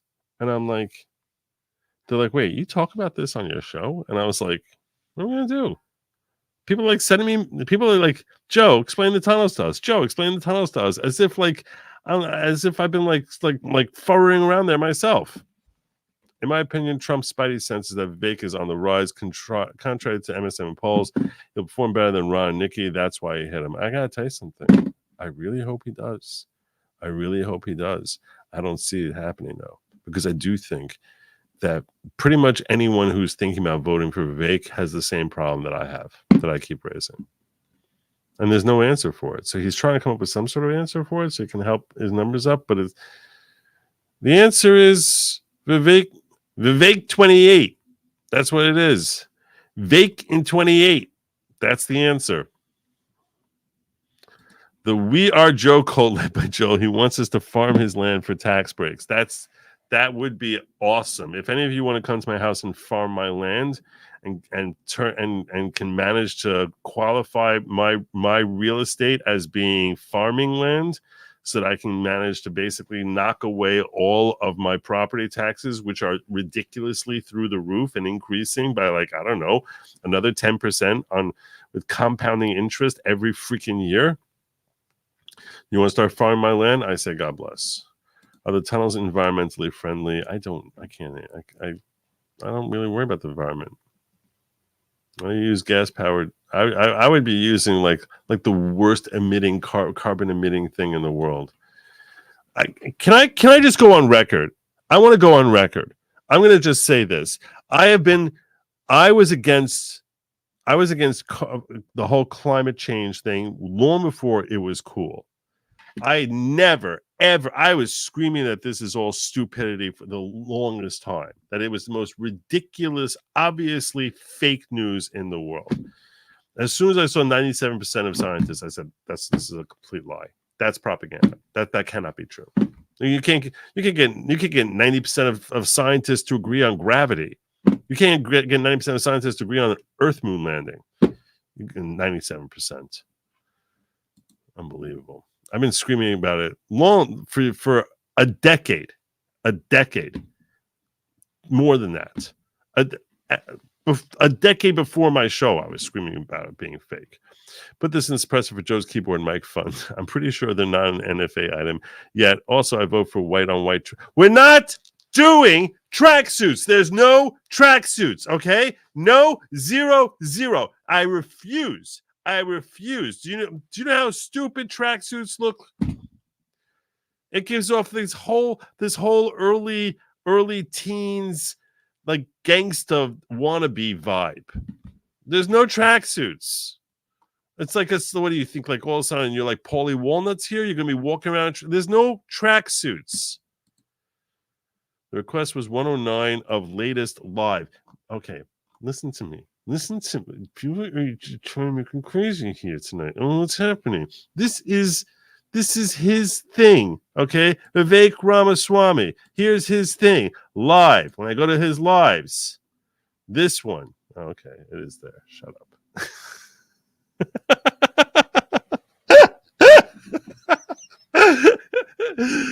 Okay, it's there.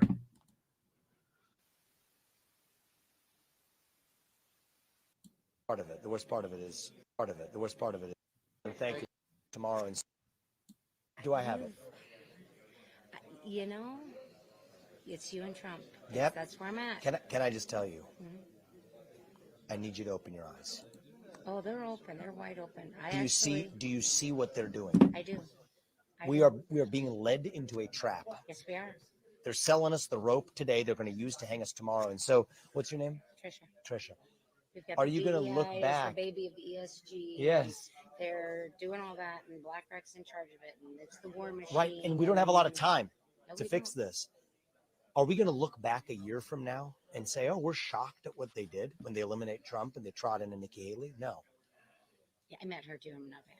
Oh, she's the same machine She'll that you're answer talking a about. question with a question and No, it's- try to make you feel stupid. But that's not the worst part of it. The worst part of it is she's propped up Being by the propped very up by people, the by the Larry people. Finks of the world, actually, and the people who are paying to keep Trump off the ballot. But the thing we have to You understand were is, wickedly good on the debate. yeah, by the way, and I and love I'm how you unsparing. And the shred thing the is, movie. unlike, I mean, I've said I would not have her as my vice president. I've been obviously clear about that. Trump won't say that today. And so I respect Donald Trump and his legacy for this country. I'll respect it more than anybody else. That is true. He sucks at who he picks. Can you imagine if he picked Nikki Haley as his vice president? If he picked Nikki Haley as his vice president, oh my God. Oh my God. That would be terrifying. Nikki Haley is his. Oh my God. I don't think he'll take her. Well, he hasn't ruled it out, but regardless, he's not going to get there because the system is coming for him, and I have tried to stop it at every step and I every know way that. I can. And thank you for everything you've done. I mean, We just can't fall for the trap that's been laid for us. You're not going to look back a year from now. I guess if you just think a year from now, are you going to look back and say, "Oh, we were shocked that that happened," or are you going to say, "What the heck was I thinking?" I don't think anything that they can do can shock us now. Yes, that's right. But I think I mean, they don't have on me what they have on him. I understand the Constitution better and more deeply. I'm going to use that on our side. Oh, there's no doubt. You about strike the your- swamp strikes back, but you got to use the Constitution to shut it down. Not building a new building for the FBI. I'm shutting it down. And I think that these are differences between Trump, who I respect immensely. I think he was an excellent president. I'm going to take the agenda further. And I'm going to do it in a way that This might be what ticked him off. This might be what ticked him off. This is very enlightening to me. I'm watching this and I'm thinking to myself, he's sounding principally more MAGA than Trump. And I think Trump might be afraid that that's why that would explain why he would write that post that he's not MAGA. That's why he would write that, to basically say, don't start thinking he's more MAGA than I am. That to me makes a lot of sense as to why he would write it. Like he was wounded. We're seeing the insecure part of Trump in that post. And he's wounded that his implications in this video, this conversation right here, that he's like, I respect him. I like him. He's great. But I'm pretty much more MAGA than he is. And that's why he's specifically trying to say he's not MAGA. He's not MAGA. actually gets there. We're going to secure elections in this country. We didn't talk about it today. The first thing I'll That's get my done. biggest problem. Single day voting Single on day election voting, day, my biggest national concern holiday. is that why in these 4 years when we know Haven't gotten it done. how much farther was, why are we not doing anything about That the changes people on that my are- watch that after are I get dead? there. People that are dead that are voting. My son moved to Illegals. Florida. Illegals who are in this country who are voting. My son moved to Florida 3 years ago. I still get voting stuff here. On day one in Florida, went, changed his license, registered to vote. He's voted in Florida. Yeah. Why am I still getting stuff here? It's unbelievable. I shouldn't. The worst stuff is you have people who enter this country illegally through mass migration that are submitting ballots as well. Why are we? They get a driver's license. Part of the As soon as Democratic they get plan. a driver's license, they're going to let them go vote. Are we checking that? We're not. Because why are a We're not. driver's license not the scan bar logged right into our citizenship So- on your ability Thank to, you. to vote? It should be, but That here's- means you have to scan but it. it's not that people, they don't know how to do this. Is that this is intentional. This is a great conversation. It's absolutely This is a great conversation. the longstanding party we of the have Democratic compact Party. states for Thank you for DUIs. sharing this Why with can't me, we have Matthew. compact states for It's voting because and it's citizenship. intentional. Because it's intentional. It's intentional. Well, they're importing their votes. That's exactly right. It's just incentives and now hiding in they're plain trying to sight. do the loophole where we can make them police But the point is officers. we If they're didn't a get it police done. Officer, we can let them vote. And exactly, you know it well, actually. Oh, and Thank I'm- you. I I'm appreciate that. disgusted Because with most Republicans don't have the first clue that you do. But why are we allowing? We don't allow. We go through an airport TSA. I mean, we're basically getting strip searched. Oh, of You're course, yeah. violated. Why are we busing people But into not doing that. O'Hare And, Yeah, and exactly. putting them behind black Because curtains. it's intentional, and you get it, and I know you do. I mean, But these what are I'll tell you, Tricia, is these that are yeah, of course terrorists in they're our the criminals. airport. They're Does criminals. nobody remember 9/11? Yeah. Well, here we are 20 years later, but it hasn't been fixed it yet. I've got the clear plan to do it. You're gonna have to take somebody who's actually going to shut down the deep state. But if you're in a war, and we're in a war right now, I'm asking you to pick the general who is not yet wounded in that war. They will not let this man, and I need you to not lead us into this trap. You know the people in this community. I can tell you're a patriot. I knew that from the moment I just saw your hat and the way I could. You're our kind of person. Yes, you're our kind of person.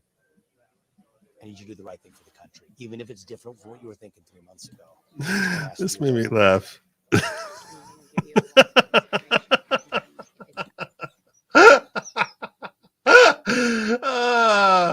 Okay, I'm going to open up a merch store. That's what I'm going to do. I'm going to open up a merch store. Tracksuits are not going to be mandatory, but I'm starting to see. I'm starting to see an uprising happening here. Tracksuits will be voluntary, not mandatory, just for the cool people. And yes, they will totally be white tracksuits with a blue cord.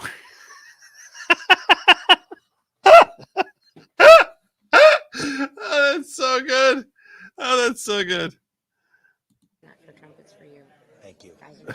If you want to save Trump, the vote for me is actually the way to do it. I will pardon him on my first day in office. They will not come for him in the same way. I think that. Well, I think If you want, they're going to try to. of course, they're coming. your eyes are open. And if you want to save Trump, a vote for me is the way to do it. Yes, we do. You have shook a lot of people up. Yes, we have. Yeah, and we're going to be protected, and I believe that God ultimately provides the protection. But He put us here for a purpose. Yeah, You're a patriot. Don't do any parades. Stay out of convertibles. Yeah, I know. Yeah, we've studied our history. Yeah, it's just it's very concerning. Thank you. How all of it. Yeah. Thank you so much for what you do. Thank you. Seriously, Thank you, do it for our country. You're wickedly smart, and the way you shred the media. I watched your video. Oh, we're gonna not stop till we get it done. Take your knee. I'm not gonna kneel to Yeah, you. I don't bend any to your that. religion. Thank you. I appreciate that. I remember the Washington Post. Awesome, and Thank I you. love it 'cause you say, you're gonna come out. You're gonna Thank say you. this. Thank you. Spread the message, and I'm asking for your. All right, that was a great little nugget. Thank you, Matthew. Thank you. Oh, in this code, we also dig tunnels. Welcome new cult members. Not true. No tunnel, mild farming, no tunnel digging. No tunnel digging. It's just training shoes. Do your tunnels have irrigation for your farm? I feel like I'm being exposed here. White on white is 270s. Gray with black, they'll match my hair. Linguistic programming, quote, they will never allow. Okay. I don't know. When you're saying he's programmed or you're saying he's trying to do the programming. Not sure which way you're going with that. No, they are definitely not required. There's no tracksuits. How do I open a merch store? I have to open a merch store. Vivek just fired back at Trump on X regarding carbon capture pipeline. He did? Why didn't I see that? My God, there's so much fighting. So much fighting, Vivek.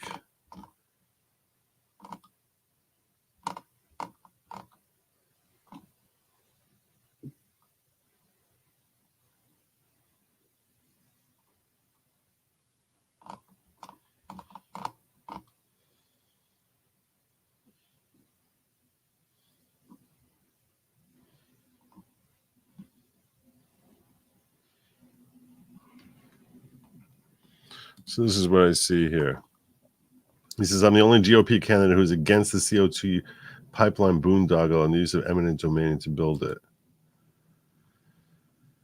It's about the CO2 pipeline boondoggle, which Vivek Ramaswamy vehemently opposes. Maybe Iowa needs to be aware of the little factoid provided to the caucus Monday. No, now it's just a few days before the Iowa caucus. Summit Carbon Solutions CEO Bruce Rastetter announced he'll be supporting Trump in the caucus. Rastetter was reportedly close to being named Secretary of Agriculture by Trump during his first administration, visited Mar-a-Lago not too long ago, which prompted Trump campaign to declare the candidate was undecided on the boondoggle known as the carbon capture pipelines.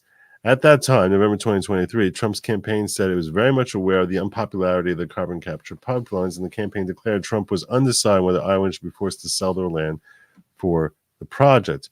Rastetter declared his support for Trump on Saturday morning, not long after Trump attacked Vivek Ramaswamy on Truth Social. Ramaswamy is the only major candidate who has publicly opposed the carbon capture pipeline projects and use of eminent domain.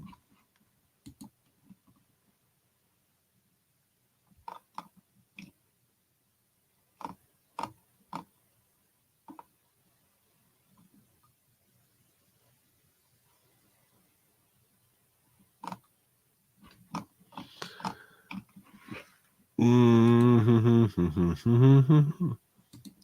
think my neighbor bought a Pinto from him. I know a lot of people distrust him. I get it. I get it, Pam. I get it, Pam. I know a lot of people distrust him.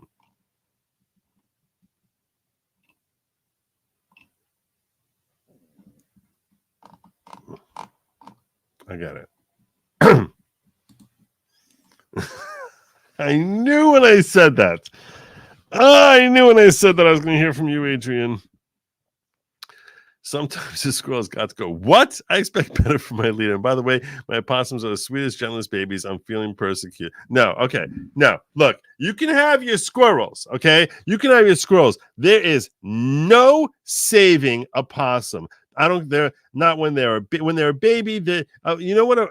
A baby opossum is a rat. That's what it is. Nobody can tell the difference between a baby possum and a rat. A baby possum is a large rat. When they get bigger, they become an ROUS. That's what happens to opossums. Okay, that's what opossums are. What do you think they used for the ROUS that was fighting against Wesley and the Princess Bride? It's a rodent of unusual size. That's what it is. They're ginormous possums. Freaky. It's like a rat on steroids. Patriotic overall. Sometimes we farm your yard. I appreciate that. Let me see what kind of tracksuits I can dig up for you guys to be wearing. I think he's hollow and using manipulative jargon after seeing that. Okay. That's what I sense that Tara is saying with her whole "they will never allow."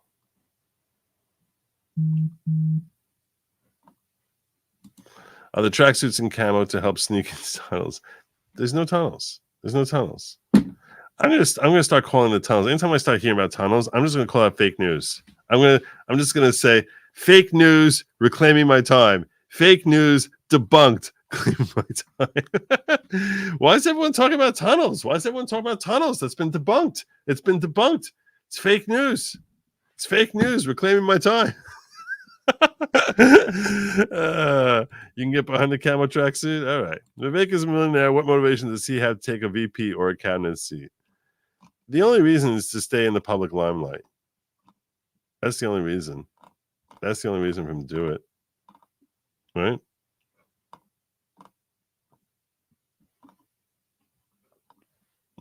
So tracksuits for cultists and matching jumpsuits for farmhands and tunnelers. Powder blue with white piping. Those fur-lined Crocs. No, it's white with blue piping. You're missing it. It's white with blue piping.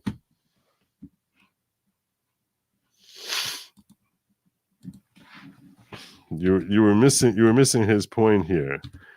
The shading of the blue piping that I think he was referencing is that it would sort of have these kind of it would basically have these kind of colors. That's essentially what he was getting at with the blue piping.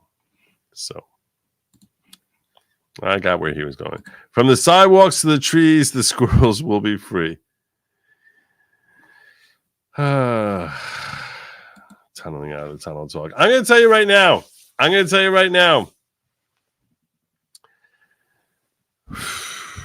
need to build a merch store. But coming back to this whole Vivek thing.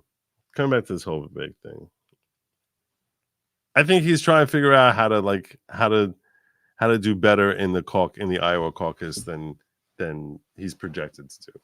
I think that's what we're seeing from him. I think it's pretty clear. He's trying to figure it out. He's trying to find his way. You tell me. I want to hear the person outside of. Let me see where that poll is. Yeah, you see? Okay. You all agree with me.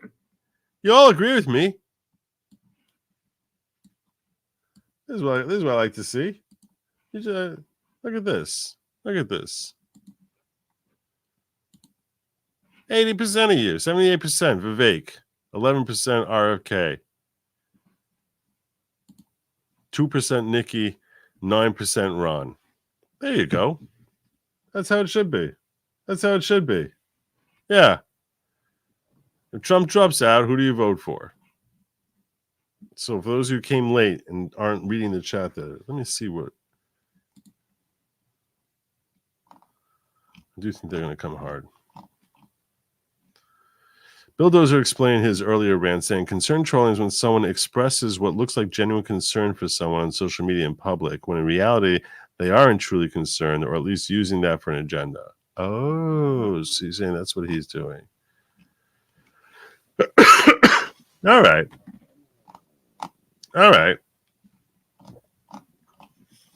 Yeah, look, I mean, it's not like and I think it's easy for him. To use fear as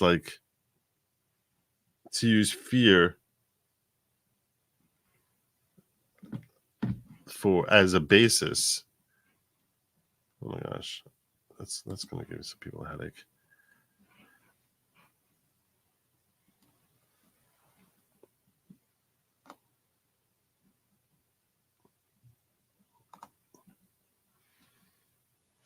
Let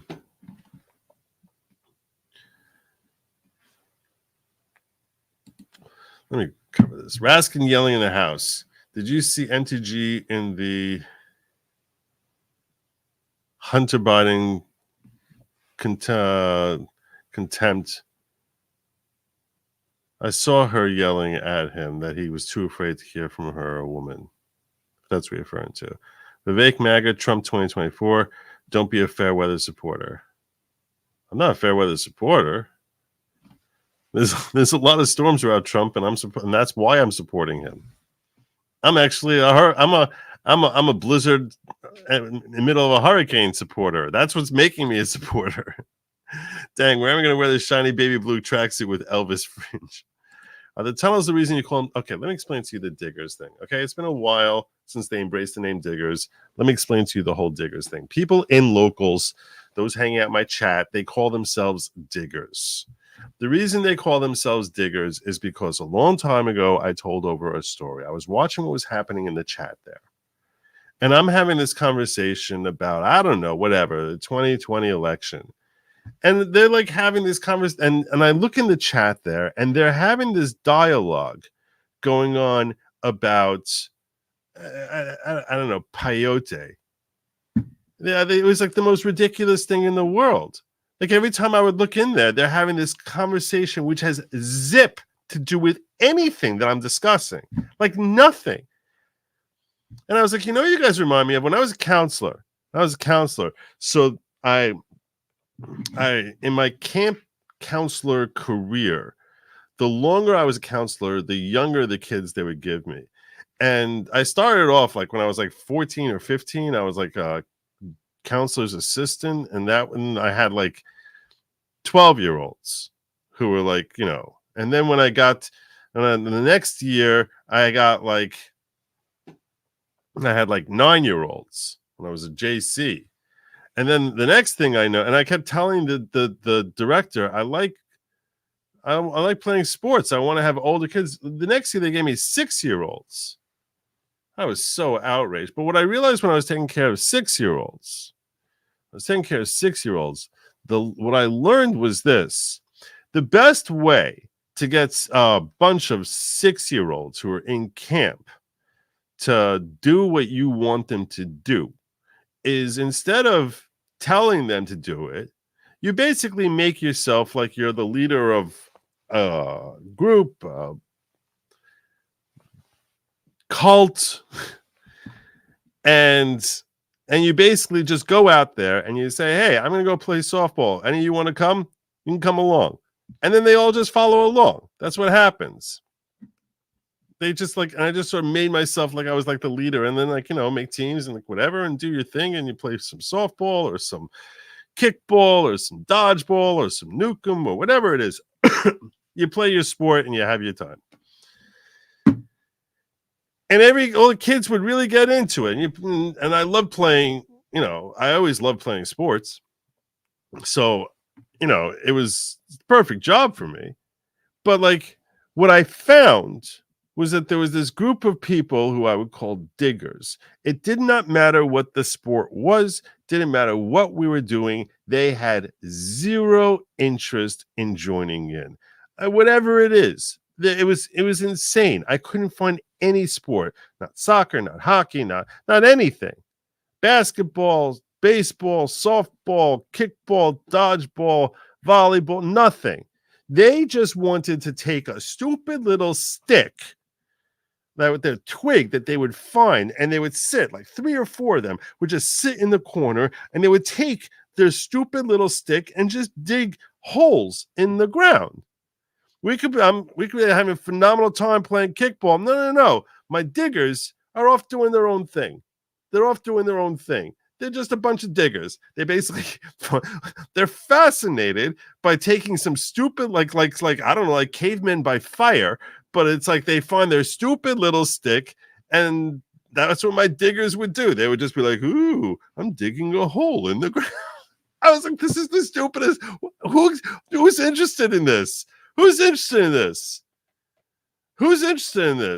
I remember one time, so that's how they got the name Diggers. That's how my local, because they basically are doing their own stupid things.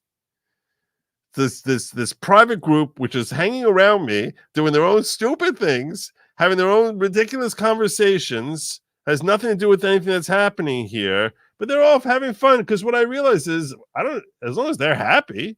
At the end of the day, they're happy. I don't care if they play. You don't want to play. If you're happy with a stupid stick that you're just digging a hole in the ground. All right, they're still here. They're safe. They're not wandering off. I guess I can deal with that. But those were my diggers. Remember, there's one of my diggers. His name is Moshe Peretz. Moshe Peretz was this kid. It's funny to think to myself now that this kid is probably like 40. But I remember one time, I had to kill 10 minutes before, and then we were out we used to eat in this big group tent lunch, and we got there too early, and I had to kill 10 minutes, and there was a field outside. This is how a digger thinks. This is why I'm sharing this story with you. This is how a digger thinks. Okay. And I had a thing where I had like 7-10 minutes. I was like, I don't have time to play anything with them. By the time I march them back to into the thing, I had to turn around and march them there. So there was a field right outside the tent. So I was like, all right, I got to kill 10 minutes with these kids. So I said, okay, whoever tackles me is going to get doubles in snack. Tackle me and you get doubles in snack. And I start running around the field, and they're all chasing after me, and I'm like sort of grabbing them and sort of like dropping them down on the ground, and then like running around and sort of like tripping them and making sure they're not falling, like face planting into the ground. And apparently during this rough housing, I got a little, I must have kicked this kid or whatever. But I see when it's time, like blowing the whistle, time for us to come in for lunch. So Moshe Peretz, one of my diggers, crying. He's crying. And I was like, Why are you crying? What happened? He's like, you kicked me. I fell down. I hurt my knee. Look at my knee. You kicked me, I hurt my knee. And I'm like, oh, God. Oh, man. Oh, gosh. This is not what I need. So I basically, I was like, okay, I just got to distract this kid. Right? So I was like, Moshe Peretz, if you get anything in the world, if I can give you anything in the world right now, anything in the world, I'm thinking he's going to say ices, soda, whatever. That's what a kid's going to say. No, what is this? What does this Digger say to me? Digger goes to me. He looks up at me like really hopeful. And he goes, sticky paper and cardboard? And I was like, what? He goes, sticky paper and cardboard. I don't know what the heck that even means. I don't know. What does that mean? Sticky paper and cardboard. That's what this 6-year-old Digger said to me. Sticky paper and cardboard. I was like, you want sticky paper and cardboard? You got sticky paper and cardboard. He's like, yeah, sticky paper. I don't think I ever got him that. He was ecstatic. I don't know. That's how Diggers think. They don't want ices. They don't want soda. They just want to dig. And if they're really, really upset, sticky paper and cardboard. All right. I'm closing this poll here. This poll says 78% of you want Vivek. If Trump drops out, you want Vivek. So that means my job here is primarily done. So that's why I call them diggers. Pam, or they call themselves diggers, I think. And they embrace the term. Pam, you wear it to the cult meetings only cult rules. There's no cult. It's very much not a cult type of cult. Everyone knows this. I heard the tunneling is to overcome sabbatical law on movement during the Sabbath. This is almost certainly not true. It's a creative thing. It's almost certainly not true.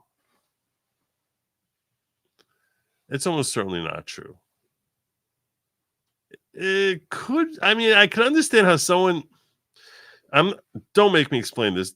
Please don't make me explain this sabbatical law. Please, this is going to just confuse the heck. This is like one of the most complex laws of Sabbath that this is talking about. I really don't want you. It's going to bore the snot out of you.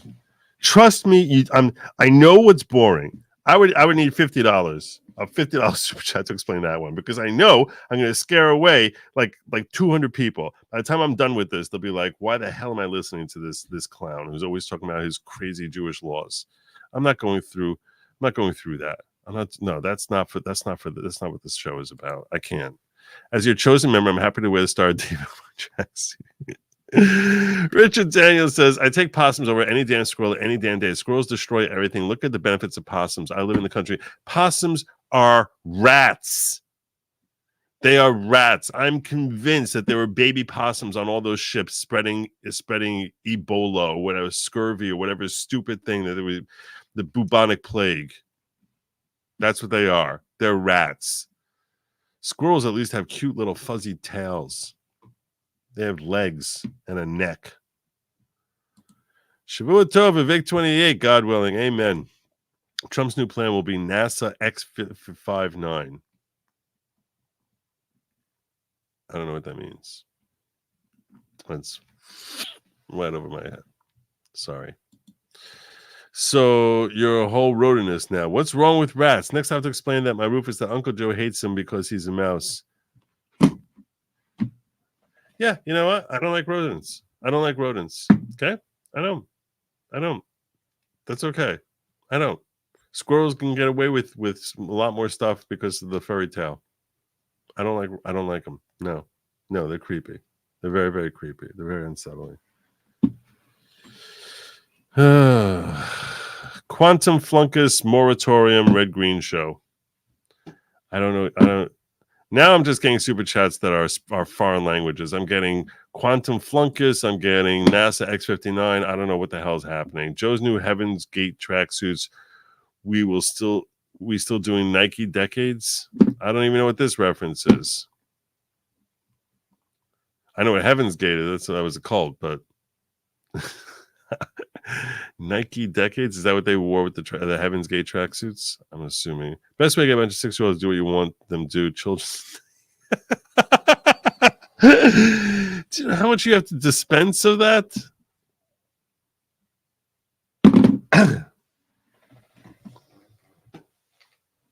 Ah! No!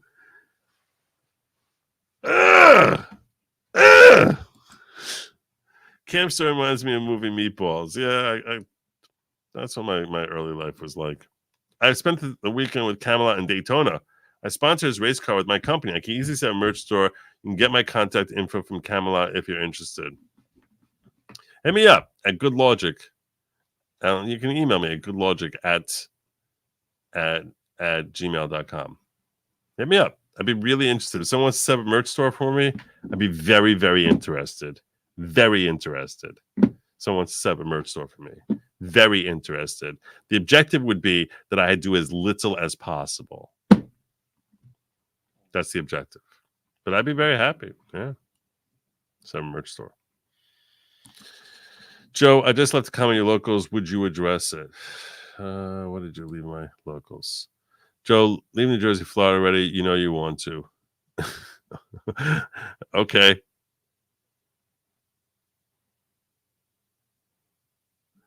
Wait, was the Big Boop saying, I really believe Trump supporters have spent so long fighting objections they hear any sort of criticism, they jump on defense. It's not healthy to view any politician like this. And yes, I'm a Trump supporter. We have to be open to legitimate criticism. Amen. Amen. T-shirt with diggers, sticky paper, cardboard.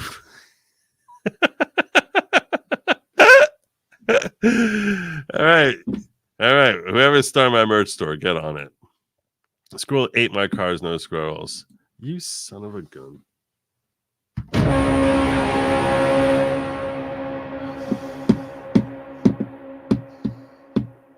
We had a sweet thing going here. We had a sweet thing going. Sweet thing. Good, nice, healthy relationship. And you're making me kill it right now. You're making me kill it. All right. We had a good thing going. Well, all right. Be prepared to be as bored as you can possibly be. Be prepared. I told you this is stupidly boring. This is stupidly boring.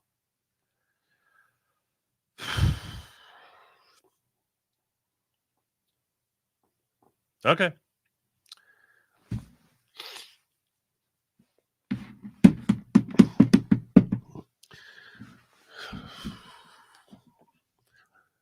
Laws of Sabbath are you cannot do work on Sabbath. What is qualified as work? There are 39 major categories of work. I am not going slow. If you need to rewind, I start this 2 hours and 2 minutes into this thing. You can basically play it at 3/4 speed. I'm not slowing down, okay? Because I want to try and get this in under 10 minutes, okay? So, 39 classifications of laws that are considered of type of work that are considered work. These classifications range from things, they tend to be things that are helping in productivity. They come from, as an argument amongst rabbinic authorities, whether these are nature or type of work that was done in the tabernacle, which is like basically what we called our temple when before there was a physical temple. This was the transportable temple when we were still in the wilderness, in the desert. We're traveling around for 40 years in the desert under Moses. So they built the tabernacle. So it's a dispute amongst the rabbinical authorities whether or not these 39 forms of work come from the 39 forms of work that were used to create the tabernacle, or whether the 39 forms of work that were used on a day-to-day basis in the tabernacle. Most rabbinic authority agree that 39 forms of work that were done in creating the tabernacle. There are different classifications of these 39 forms of work as to, like, you can sort of lump them together. For example, growing something, taking a seed and turning that seed into edible food. There are 11 steps that are qualified as types of work, from the taking a seed, having a seed in your possession, and turning that into bread. So there is plowing the field, there's planting it, there's and any step used to help it grow, then there's reaping, harvesting it, then there's gathering it together, and then there's there's winnowing, and there's there's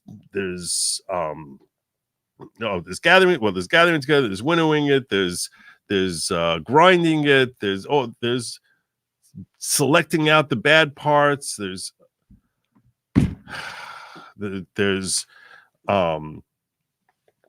sifting. These are all these are considered like we call an av malacha, a father work. Av means father, malacha means type of work.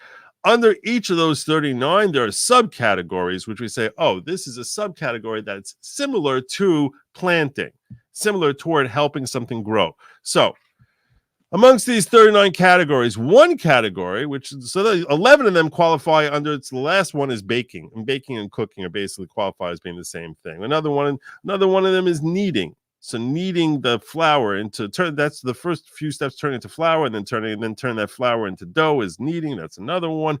Then there's another one which is actually baking. So those are basically your 11 steps. There's another 7 steps which are involved in taking wool from sheep and turning, it's more than 7, turning wool from sheep into clothing. You have to first cut it off, and then you got to twist it and turn it into thread, and then looming, and all these different processes, which the rabbinic authorities came up with. They derived all of this 3,000 years ago, more than that, 3,300 years ago.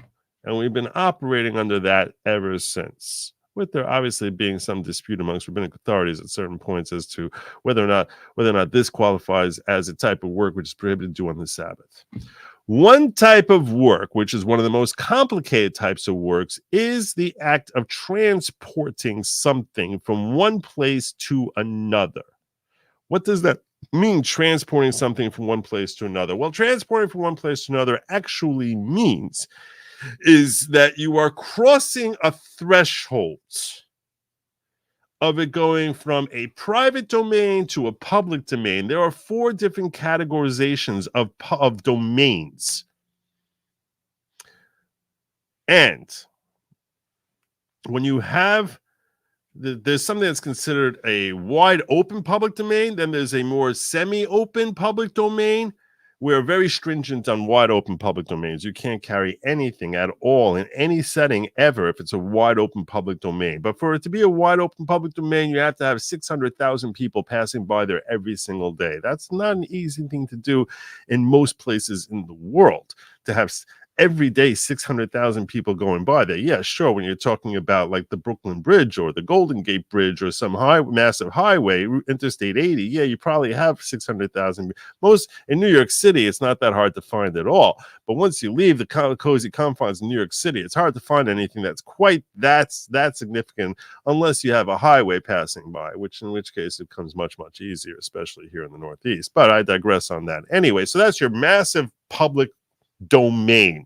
You can't move anything in any circumstance, any setting at all, more than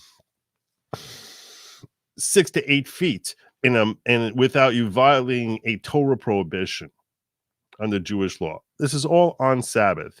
The transporting stuff, by the way, does not apply on Jewish holidays. This happens to be one that only applies on the Sabbath, does not apply. Most of the 39 forms of work will apply on Jewish holidays as well. As it happens, this particular area of this particular type of work is qualified as something that is permitted to do on Jewish holidays, but prohibited on the Sabbath. Now, I was explaining to you about the different domains. So let's put aside the massive public domain, because that's not really what's applying. What's far more common is something that is not a private domain, but not quite this mass exodus walking by every day, which is a semi-public domain, which is what most things in the world are probably categorized as, a semi-public domain. Think of any place that you've ever walked that's out in public, that is not owned privately by anyone, and that it doesn't seem to have, just swarms of people going by there every 10 minutes, and it probably qualifies that. By the way, the ocean is considered like that. Like the entire ocean is considered like that. So it was a desert. Most places are like that. You walk out in any public street in any town, that's considered like that. That qualification is called a carmelis in Hebrew. Carmelis. Right. So then you have this other fourth category that I don't need to worry about. And then the most common domain, probably outside of the Carmelists, is what's considered a completely private domain, something that's owned by an individual or a collective of individuals. That this is owned and secured. Now, even if it's owned, it has to be enclosed. Even if it's owned and shared by one group, it has to be enclosed for you to be able to carry it around in there. So we're allowed to carry within the confines of our own house. And I'm talking about carrying, by the way. I want to be clear. There's certain things we're not allowed to touch at all. I'm talking about things that you're allowed to touch, but even though you're allowed to touch and move them, like a cup, for example, you can't carry it outside. Now, we have certain... There is an exception to not carrying outside. That exception, which I've talked about once or twice here before, is something called an Erev, which is basically where they take those poles and they spot them different places around, and they basically put a string across the poles, and then they'll close an entire area within that. That is called an Erev. Inside that area there, basically you form a partnership, and we look at it and we view it from a rabbinic perspective as if it is enclosed. The reason we do that is because we basically look at it as each of them are a doorway. And much like any enclosure is going to have one doorway, it could have two doorways, it could be 50 doorways, it could be completely enclosed, it could be completely consisting of doorways. And that's what an Erev essentially is, that it's one doorway next to another doorway, next to another doorway, next to another doorway that could be surrounding an area which is 12 square miles. And that's essentially what an Erev is, which makes it all into one private domain. Now, in Brooklyn, which is where this thing is situated, there tends to be big issues where there's a question as to whether it's too public, because there's a lot of people living in Brooklyn, and especially a place like Eastern Parkway. There's real problems that it might be considered such a public area that on the Eastern Parkway, it wouldn't be shocking if people said that there really are 600,000 people going by there every day, because there are a lot of cars that just go zooming by there on a daily basis. It really might be too public to ever be made into a private domain. But you can take an enclosure and make an enclosure around that semi-public domain. And if you make an enclosure around that semi-public domain, you are now turning that into a domain that you can carry in. And you can move things around in there. This is a very convenient thing, by the way, because if you're a Sabbath observant Jew, if you have an infant, you can't carry an infant outside. You can't use a stroller, and you're basically become a captive in your own house on Shabbos, because you can't walk outside with that infant. You're basically stuck either leaving the kid at home. No one's going to be doing that. Or you basically have a stroller, and you carry a stroller, or you can't carry the kid.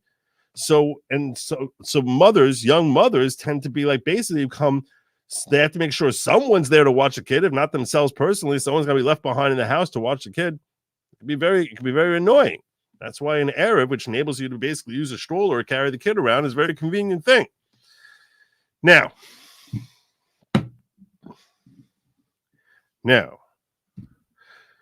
in theory, an underground sort of tunnel attached to a building could be deemed as an extension of the tunnel, where it's sort of, this is a private area.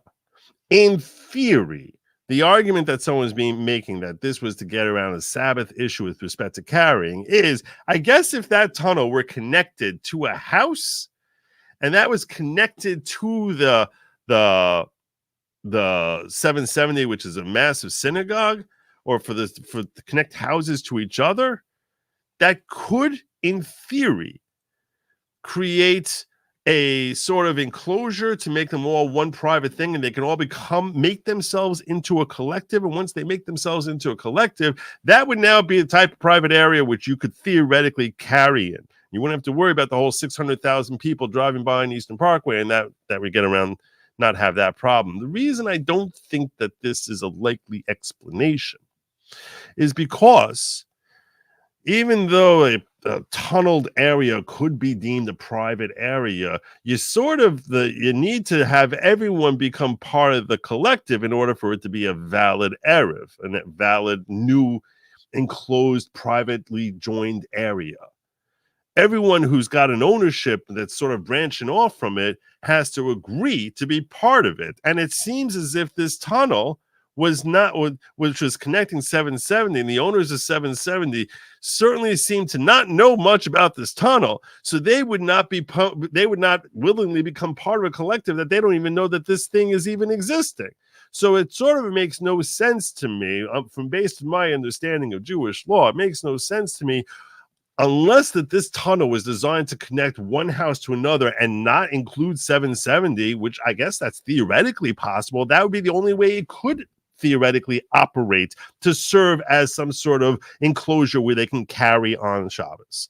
But seeing as how that seems to really defy the objective as to, the whole connection to 770 itself, it does not seem to me likely that this would have remedied any situation for carrying. And accordingly, even though it's a creative explanation as to why it is that they would have this whole tunnel in order to circumvent the whole Arab problem, based on my knowledge of Jewish law, it seems to me to be very unlikely that that was the motivation that's happening here, because it would not enable any of the Orthodox Jewish participants to actually carry from their homes into 770 or from 770 to themselves, because they would not be part of the same collective, because they would never have joined in, because the people who run 770 had no knowledge about it, and they're the ones who would have to decide that we want to become part of this collective, and if they're not, you couldn't carry into 770, so it wouldn't be doing anything. There you go. There's your explanation. If that made any sense to any of you who did not already know all of this, I don't know how that happened. You probably replayed this 6 times, and I say, God bless you for your level of dedication to listening to the droning sound of my voice as I talk about esoteric Jewish law. Are you happy now? Bebop. Wow.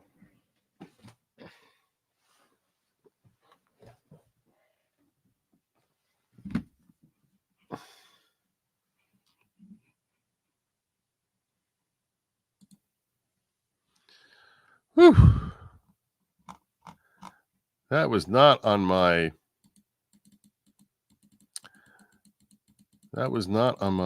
list of things that I expected to do tonight.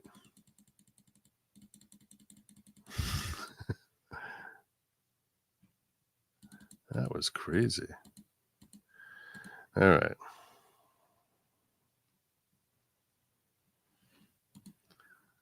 Make sure before I get back into here that I didn't miss anything from my Rumble ranters. Chugi says, I want you to clip out and upload your explanation of the New York Tunnels incident for previous streams so I can educate friends and family, please, and thank you. I don't know. I'm not sure I use the word esoteric properly there, Monk in Training. Esoteric is a word that I think I sometimes use without really actually knowing its perfect definition. I'm going to look. I used it right. Okay. It is esoteric that's intended for a small group, a relatively small group. I forgot I left the comments, lol. Is that it is the one I just left about it, vacancies, vaccines, and liability. Okay. Love ID USA says the diggers at Lockheed Martin NASA just unveiled some new supersonic X-59 plane. Oh, okay. Now it's all starting to come together. I'm already bored, stupidly bored. I knew you would be. 55 times Richard Nixon was on the cover of Time. Really? 55 times? Who knew that? Oh, I guess you did. Categories of Avos Abanim 39 Malachos.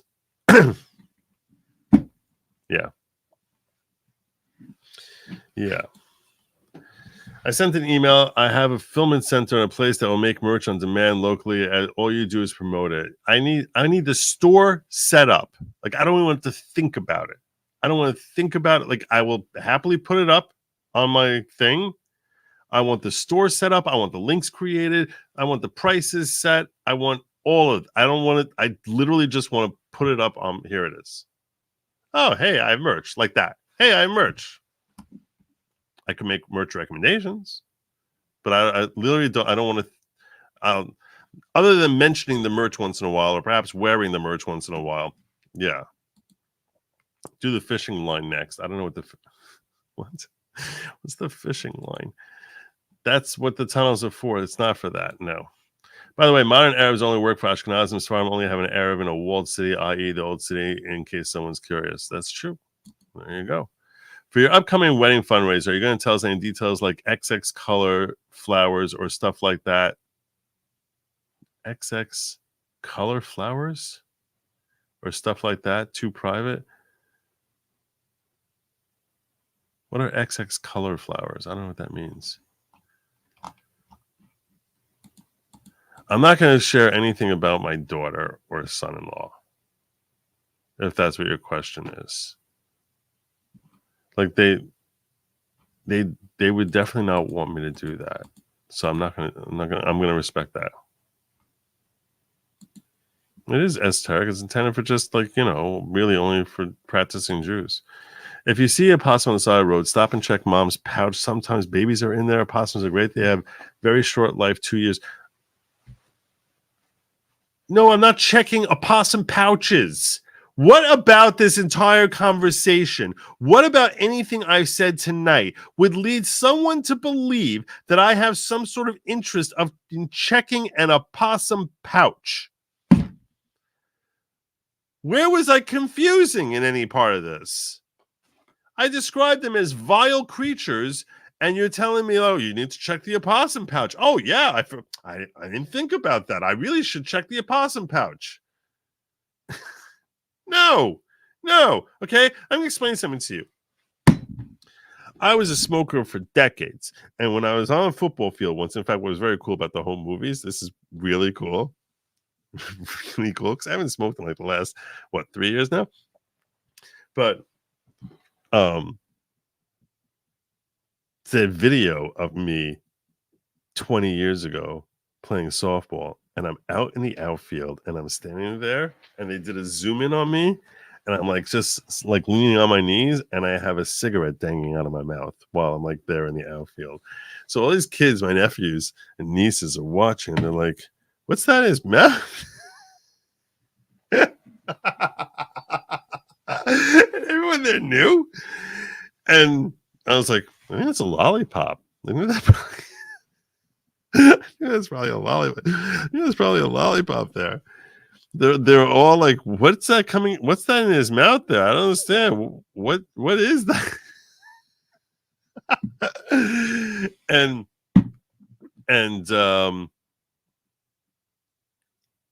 yeah, the reason I bring that up is that when I was playing football once, so this guy was like, you really got to quit smoking, Joe. You really got to quit smoking.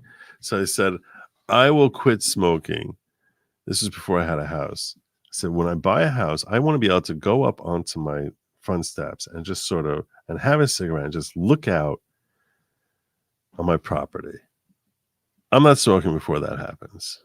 Until I have my own property, I can sit on my own property, smoking a cigarette and just look out and just chill. It's like, okay, I can get that. Well, the day I bought my house, so I never smoke indoors. I would never smoke indoors because I didn't want to affect my kids' health. The day I bought my house, I'm sitting on my front steps that night. And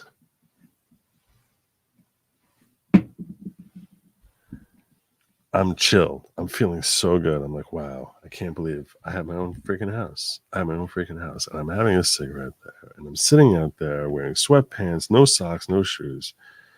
I'm sitting out there and I'm feeling like just so awesome. I'm breathing deep and I'm like, wow, I really moved out of the city. I'm like living like in the country. This is in New Jersey. Like this is like moving off into like, pretty much this is like the jungles of Brazil practically. I'm sitting out there and I'm having a smoke, and all of a sudden, this massive white rodent with this crazy long tail walks right across my front steps, and I scream, "What the Jesus!" I was like, freaked out. Stupid possum ruined a moment I've been looking forward to for years. Massive freaking thing. I went running inside the house screaming like a girl. So I don't need to hear about how adorable they are. Check the pouches. Look in the pouch, Joe. Look in the pouch. No, I don't need to look in a pouch to know it's a freaking oversized rat. Look in the pouch. Oh yeah, sure. While it's gnawing through your hand, just check out the cute little babies in the pouch, which are little baby rats. Oh, look in the pouch, Joe. Look in the pouch. This is why I don't take advice from strangers. Look in the pouch, Joe.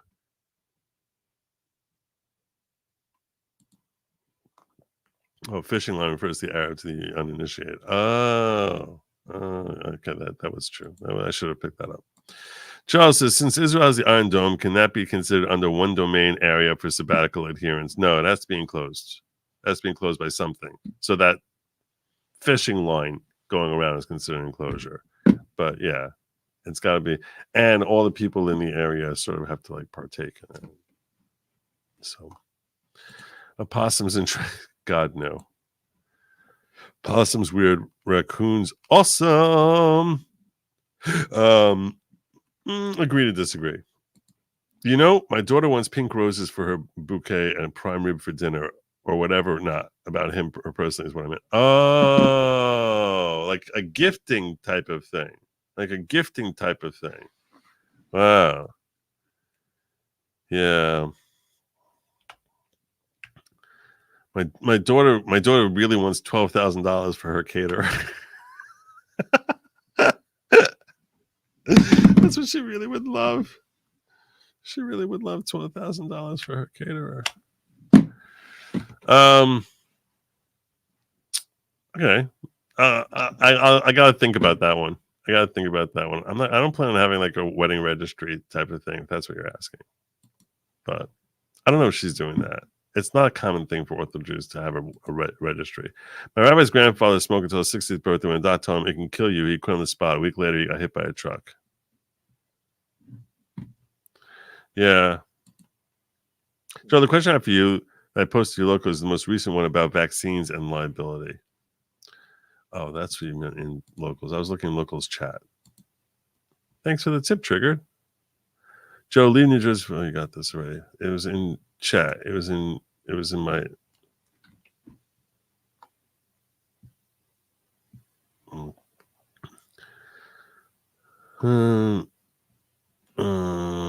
everybody person liable. What I'm wondering is they're standing with the through the middle.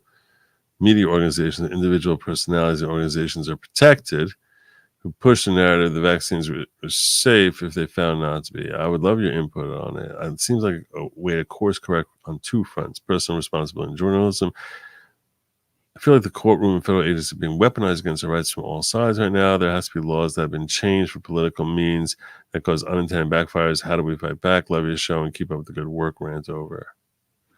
So what he's asking me is, look, the government gave protection to Big Pharma from having any sort of liability for issues that they might have with, I don't know, some kind of drug. We'll just call this drug, for lack of a better term,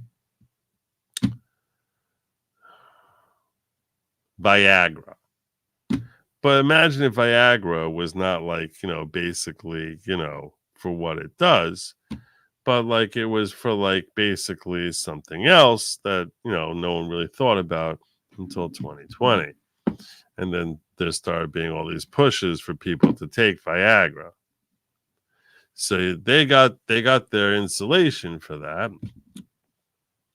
And the question he's asking is, we can't go after big tech. We can't go after big pharma for that because they're specifically protected. But can we go after all these lying liars who basically lied about how phenomenal Viagra was? and use that as a way of trying to sort of, recoup damages. People who suffered from various ill effects, who were basically lied to by these various persons, and go after them. Well, first you need to figure out. I'll answer your question with something that's not very satisfying, which is that technically, yeah, you could. I think you would struggle to find any attorney who would want to take the case, because it seems to be a very long stretch. Because there's so many different ways that, so you have to basically pinpoint and say, this is the person who got me to take Viagra. And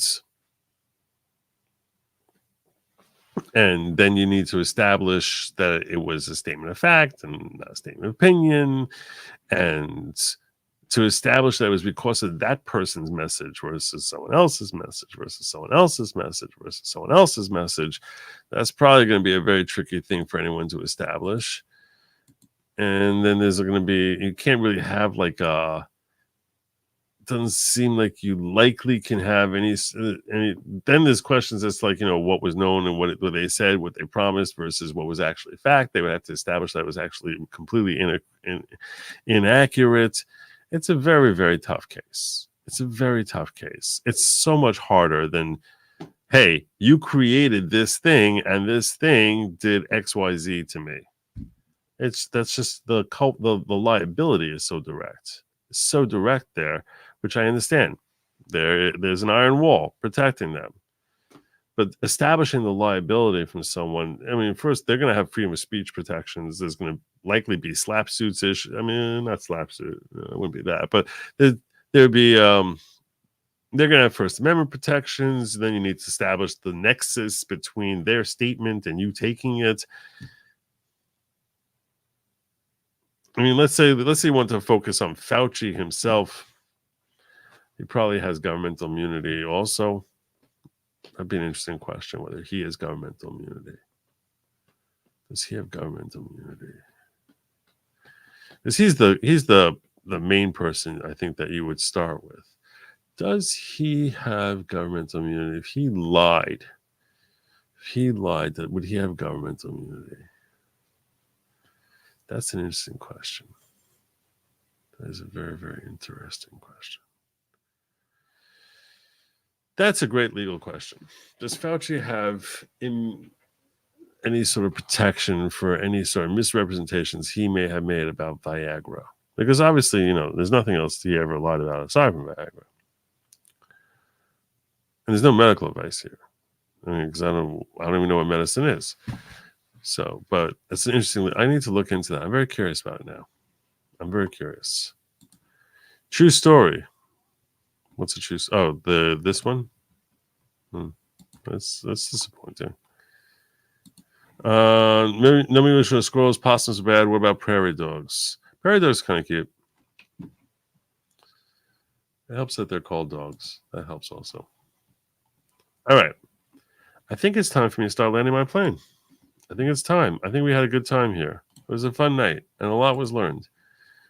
And the finality on my I think a lot was learned. I think this was like an educational, entertaining show, which is really what the whole objective of this is.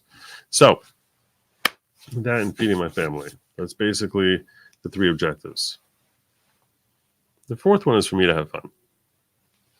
Those are the four objectives. Those are the four objectives. So entertaining for you comes before me having fun. That's an education for you comes before me having fun also. And then there's feeding my family. This was awesome. I will be back here tomorrow night. I think it's tomorrow night is happening. My dad specifically wanted to come back to the show. So when my dad asks me to come, he wants to watch a movie with me and you. He wants to watch a movie with you and with me. And he specifically asked to come. And my dad asked to come. I say, okay, that'll happen. So I think he's joining me tomorrow evening at 10. I think that's happening tomorrow. Like he called me up, he spoke to me Friday. He's like, there's been some developments. I really want to come on and I really want to talk about this. So we're going to do it. I'm having my dad back. That's tomorrow. Great Lawgic. Tomorrow. Movie, stuff happening. That's going to be tomorrow evening. Before that, go Cowboys. Time for me to land my plane. I appreciate all your time, your patience, and those of you who got bored to tears by my whole thing. Go blame Beak. Go blame Beak. And if you want to help me up about a merch store, Good Lawgic at gmail.com. And if you want to find me in general, best place to find me is goodlogic.locals.com, goodlogic.locals.com, goodlogic.locals.com, where everyone there knows that you need to stay happy and eat the bugs. And as always, my friends, I say to you, have a great night. Godspeed.